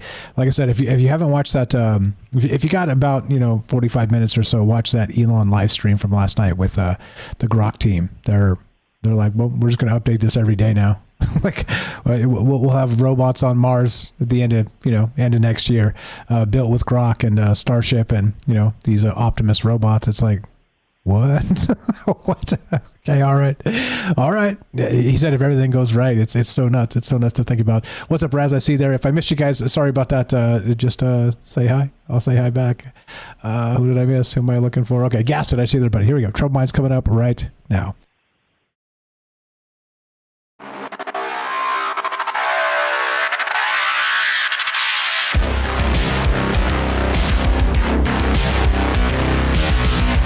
Welcome back to Troubled Minds. I'm your host, Michael Strange. We're streaming on YouTube, Rockfin, Rumble X, Twitch, D-Live, and Kick. We are broadcasting live on the Troubled Minds Radio Network. That's KUAP Digital Broadcasting. And, of course, 88.4 FM Auckland, New Zealand. That's terrestrial radio. Tonight we're talking, I'm calling it Cyberpunk 2025, Rise of the Techno Zombie, because not only are we dealing with that hive mind aspect, the shadow self, as brought forward by Jen and Derek the Night Stalker earlier, this corporate amalgamation of what it means to be human. Hey, I'm a, I don't know, what do I call myself? I call myself a lot of things, but one of the things that actually defines directly and specifically the streak in me that brings me here to talk about counterculture things in a culture that only wants binary hot takes, that wants non-nuanced conversation about ideas instead of their prepackaged nonsense that you give or take it or leave it. I'm a bit of a rebel, not too much, but enough where I recognize what's happening in the space around us with ideas. And this is one of the important parts of this, is that, look, I can see the world in a lot of ways. As I said during the break, are always in motion the future is, said Master Yoda. And that's true. And is it up to us to decide what future we want? And if we have a loud enough collective voice, can we guide that future? I don't know. But for sure, if we don't try, it absolutely will not happen. It absolutely will not happen. Shout out Eric. Appreciate the call. Fire stuff. You know where to find him. Again, check out the show from yesterday, from last night. It's right here. Going to be on the website or on the podcast feed, troubledminds.org. It's channeling chaos, accelerated evolution mechanisms with Eric Smith, who was just a caller right there. Please go give him a follow in all the places and check out his music. Talented musician, obviously very smart guy, as we talked about last night and a little bit tonight as well. The academic weirdo, which is amazing that it exists out there in the world. The cross class situation of when did D&D allow the class merging? Anyway, he's a fighter thief or something. Anyway, back to first edition. But okay, so the whole idea of this, we got about 20 minutes left if anybody wants to pop in here. We're talking Cyberpunk 2025 and this acceleration, this quickening, as I like to call it. And I'm going to continue talking about this. We'll loop it in some way because there's so much happening and so quickly that you can't even cover it. It has to be an angle. You have to sort of slice an angle and then kind of take it to wherever it leads with these conversations with these amazing folks with all these amazing ideas. And so as part of this, I don't know. like I said, I can prepare all this stuff and come ready to go, and you just don't know where the conversation leads you. And that's good, because there's going to be things I don't think of. There's going to be things you don't think of. And then when we talk to each other, suddenly at the end of this, and again, hopefully the end of this is hundreds of years from now, cross your fingers, we live forever or whatever, that there's some level or some amount of clarity with the different ideas, with the different possibilities. Because I do think, like I always state, the past is important. If we forget it, we got problems, because as the saying goes, I wasn't born yesterday, and neither were you. And so if we take the future from yesterday to build utopia, we're leaving out a ton of information that's going to be very helpful. And that's why I'm here. Counterculture, a little bit of a punk streak in me. What do I call myself? I dislike authority. Absolutely. Anyway, love to hear your thoughts on this. Are we becoming corporate drones? Is that where we're headed? Is that what utopia looks like? Everybody working for Elon Musk. 702-957-1037. Click the Discord link at troubledminds.org. We'll put you on the show just like this. Austin in Michigan. What's up, brother? How are you doing? Enoch on Discord. What's going on? Happy whatever day it is. Go right ahead. What's on your mind, my man? Yes. 1 second. Give me. All right. I can give you 1 second. All right. No problem. Yes. I'm ready. All right. Today loud and clear, 19th, please. where I'm at. Midnight. Nice. How's that? Happy Sound the good? 19th. Yeah, loud and clear, close to the mic. Way better. Go right ahead. Well, happy Wednesday. What's on your I'm mind, my speaking man? from Wednesday to all the folks on Tuesday and all the people on Thursday. You filthy time traveler. I love it. Welcome to the joint. Yeah, it's good to be here. Thank you, Mike. I've always appreciated listening to your show. Been listening to your show for oh God, I don't know, 5 years. I feel like I've been saying that forever. So that's why I hesitated to say 5 years. It's years for sure. It's years for sure. How I met Austin, by the way, was we were on that old radio station, this show, and he was chilling in the Discord on the radio server all by himself, and I was like, well, who is this guy? So I popped in there and said, hey, what's up? And we chopped it up for about 45 minutes that night. And, hey, my name's Mike. My name's Austin. We were very cordial, very nice. And now we're bros. That's the way this goes, right? If you don't say hi, there's no chance of becoming bros. So welcome, bro. What's on your mind with any of this stuff? Take it anywhere you like, as you know, regarding the future, the past, or anywhere in between. Yeah, I think the God, the universe, whatever you want to call the source, I think everything is connected to that and has the material to learn from. And from that source, that's like the deepest knowledge. Everything is from the source.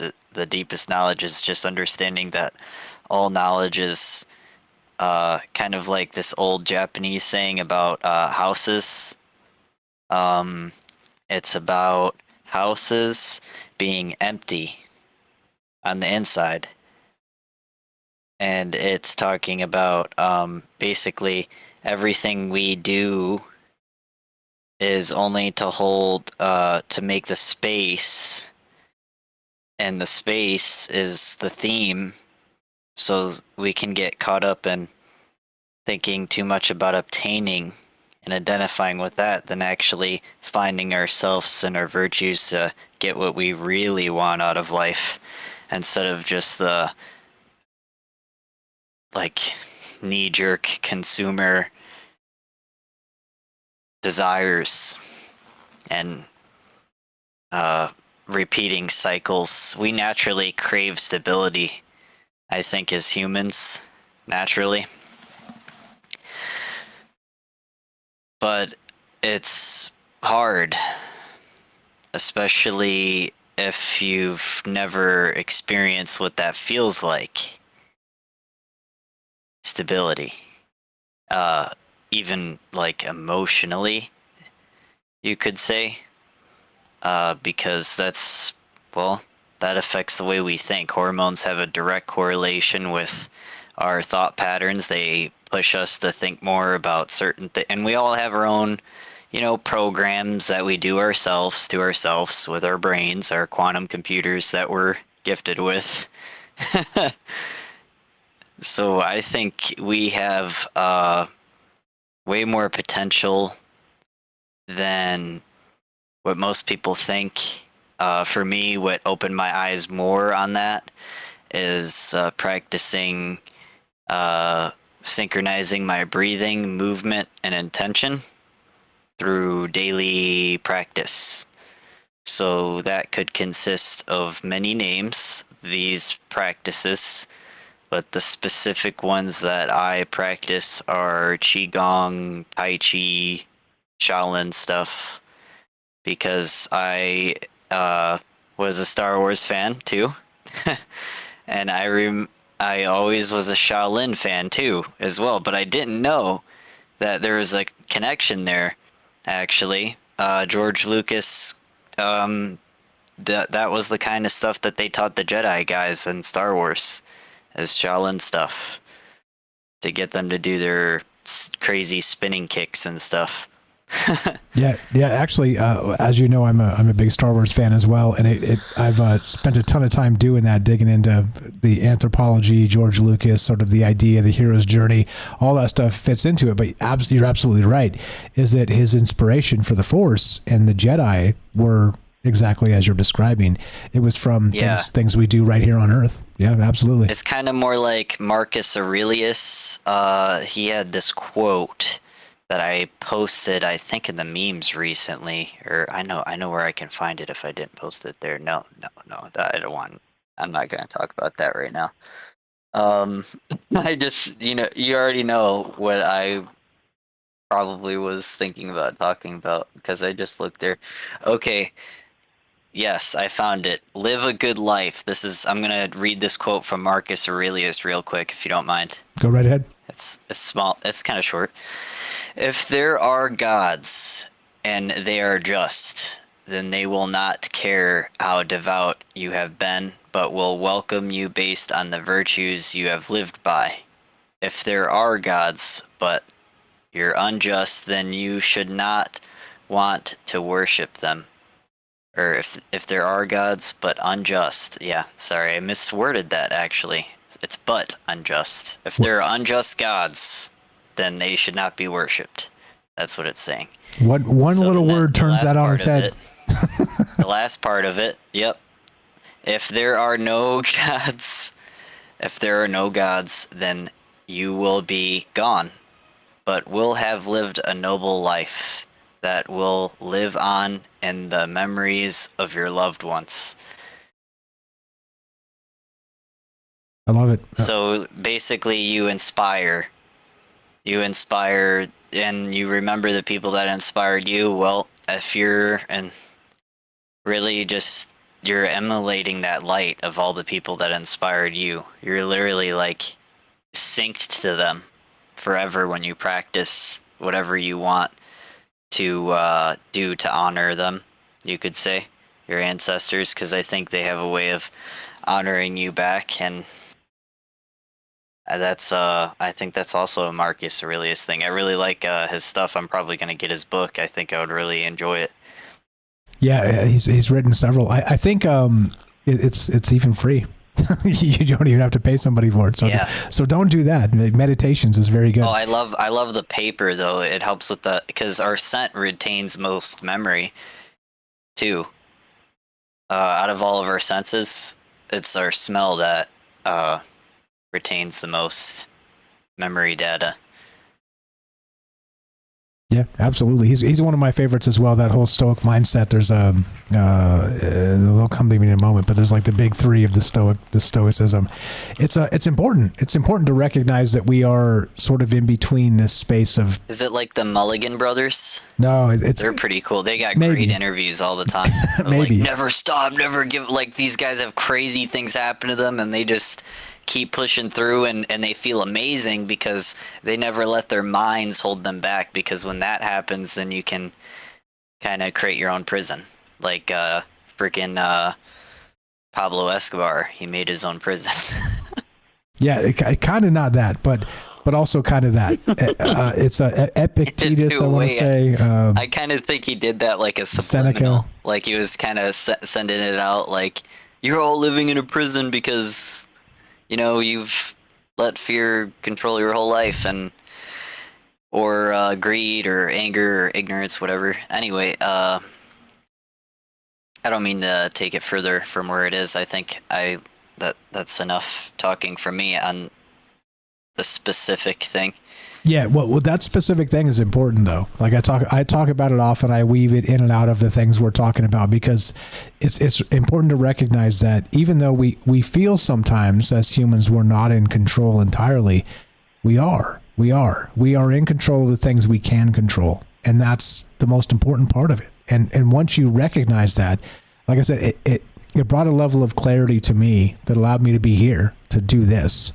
I don't sweat the small stuff so much anymore. You know, I'm not perfect, but once you start to learn sort of these habits of, you know, Jimmy doesn't like you. So what? I'm nice to Jimmy, right? like that's what, you know what I mean? It's so petty, the it's so virtues. small. Yeah, like I can. Yeah. Look, and so if Jimmy doesn't like me, it's not my problem, and I cannot fix it. But I'm nice to Jimmy. I honor Jimmy. I'm cool to Jimmy, right? So I do my best, and so if my best isn't good enough for Jimmy, then I'm moving on. I'm not going to dwell on that. I just can't. There's so many things in the world that are more important than caring if Jimmy's happy with me, right? You can find yourself down this rabbit hole of trying to please everybody. Takes up too much space Yes, in exactly. your mind, you know? Exactly. You only have so much space in there. Yeah, exactly right. It's an important aspect of this. And again, one of the main reasons I'm here is finding sort of that Stoic philosophy and reading, you know, I haven't read all of Meditations, but reading big chunks of Meditations by Marcus Aurelius. That sounds, Yeah. And again, challenging that shadow that I'm an introvert. Many of you may or may not know I say it from time to time, but it's been one of my big challenges to talk to people and have my thoughts come from my mind to my mouth mostly coherently. It's harder than it looks, as many of you know. It really is. However, right, when you do a good job, though. Yeah, right. And practice place. You sort of face that shadow. Yeah, fire stuff. Regarding the technology stuff and Luddites and all the rest of this, and where do you think we're headed? I'm not sure you mess with any of the AI stuff at all, but how do you... Oh, yeah, not really. Yeah, how do you feel about it, though? Because I know you catch some of the things we're talking about, and you're aware of the zeitgeist. Do you think that we are sort of headed toward the Star Trek future, or something a little bit different that we should be very, very, very cautious of? What's your take on that? That's beautiful, because I think it's gonna be, there's one principle that I think will always play, and some people might not like this answer, but I think anything is possible. And if the Star Trek stuff and Star Wars was all taken from stuff that was already happening, and maybe they got it from, you know, everyone's into all these hieroglyphs. All the movie maker guys are probably into looking into old symbols and stuff and using it for their movies, because it's got like this nostalgic euphoria to it, and sometimes it's pretty freaking interesting, isn't it? Some of these hieroglyphs that we find out there, like of helicopters and jets and stuff, and like the pyramids, like what the heck's going on? I think putting too much time into this stuff can really get you lost in the world of your thoughts. And that's the only concern I would have with all this AI stuff, is you can get sucked into it with all the video games and movies, because they're always going to make better video games these days. I used to play video games. I actually only gave them up like about a couple years ago completely. So since then, it's been a lot different. Since then, you were a Jedi Knight. That's the way this goes. Yeah, right? okay, I'll be honest though, like maybe like an hour or two this year at max, and last year was probably like maybe no more than 10, 20 hours the whole year. At the most. 365 days, 24 hours times 360. Anyway, you don't have to do the math for me. We could talk about other stuff. I don't That's really, okay. I'm not that interested. I'm barely interested, but I don't think in 365 days, I don't think I've played a single video game. I kind of wish I had time to, but I just don't.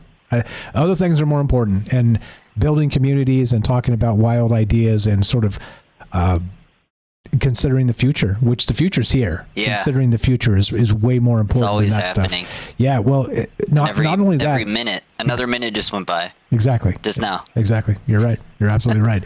Except 1 minute now is worth 1,000 minutes from the year 1500 or something.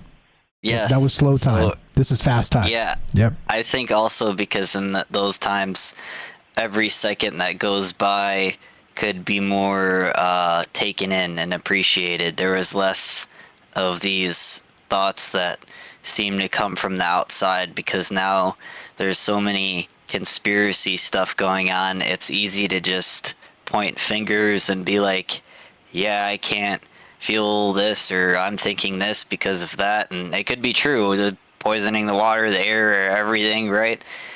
But to not be positive anymore, you've pretty much died before you started the game,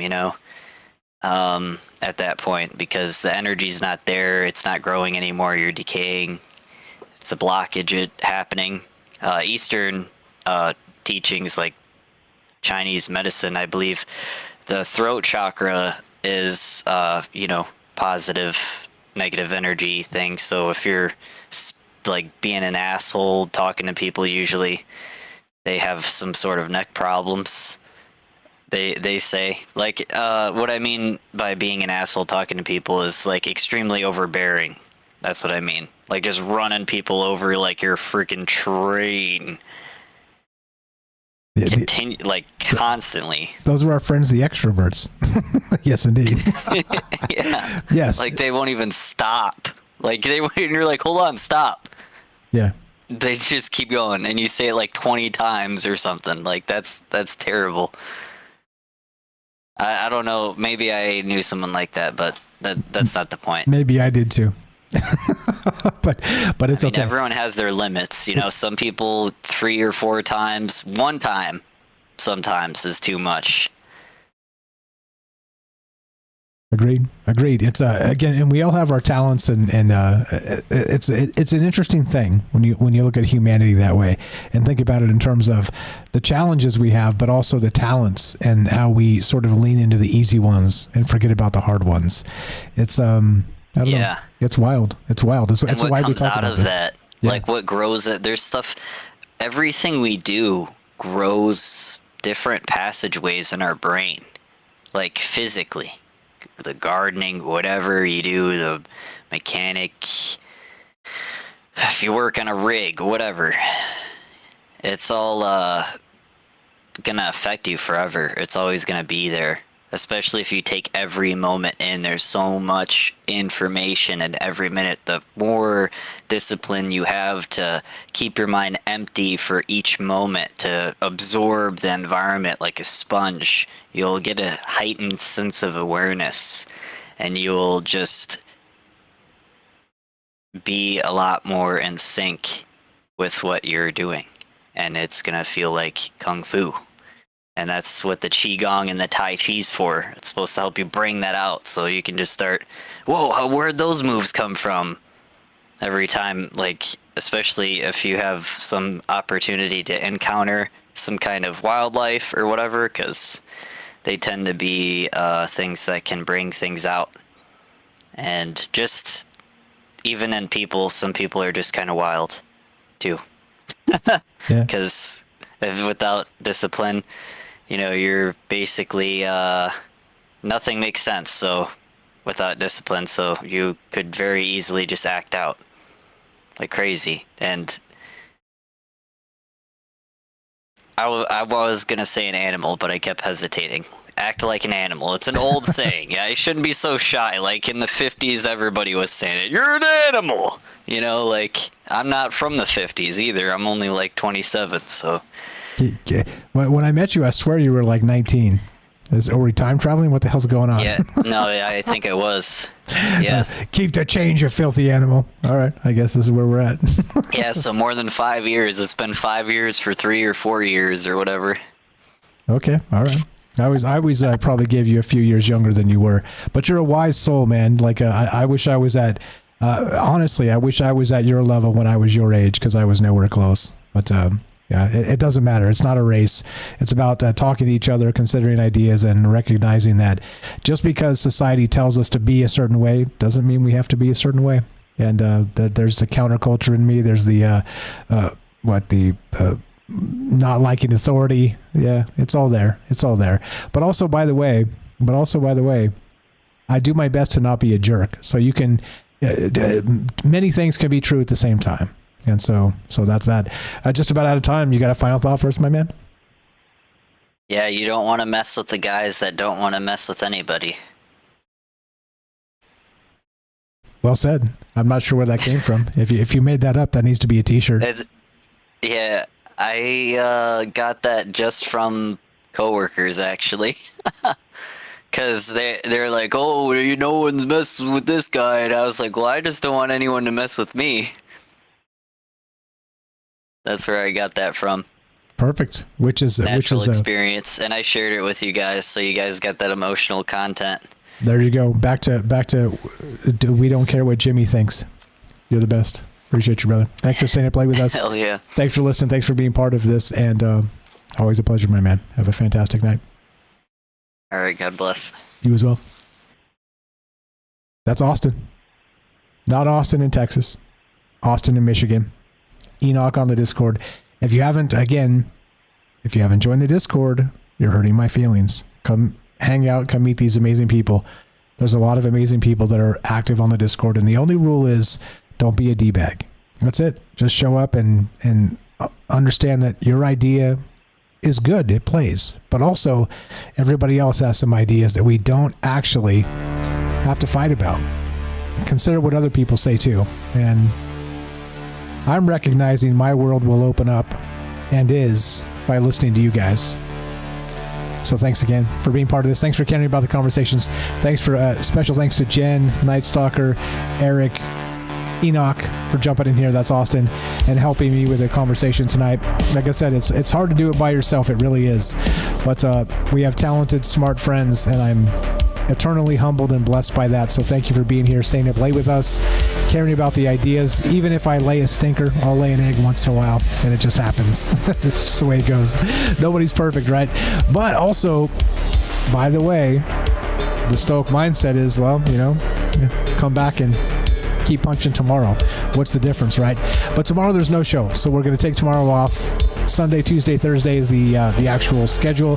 So we'll be back on Thursday night for more Troubled Minds. Give me a little bit of time to think about it.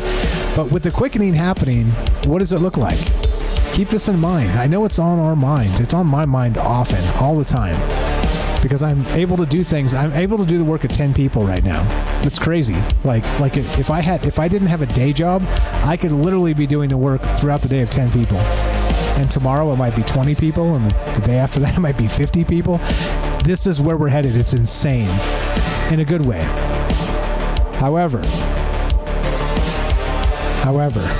it might just be my glass half full type of demeanor. So I don't really know. So keep thinking about it. Keep learning as much as you can. Keep with the ideas. And remember, people are temporary. Shout out Herschel for that.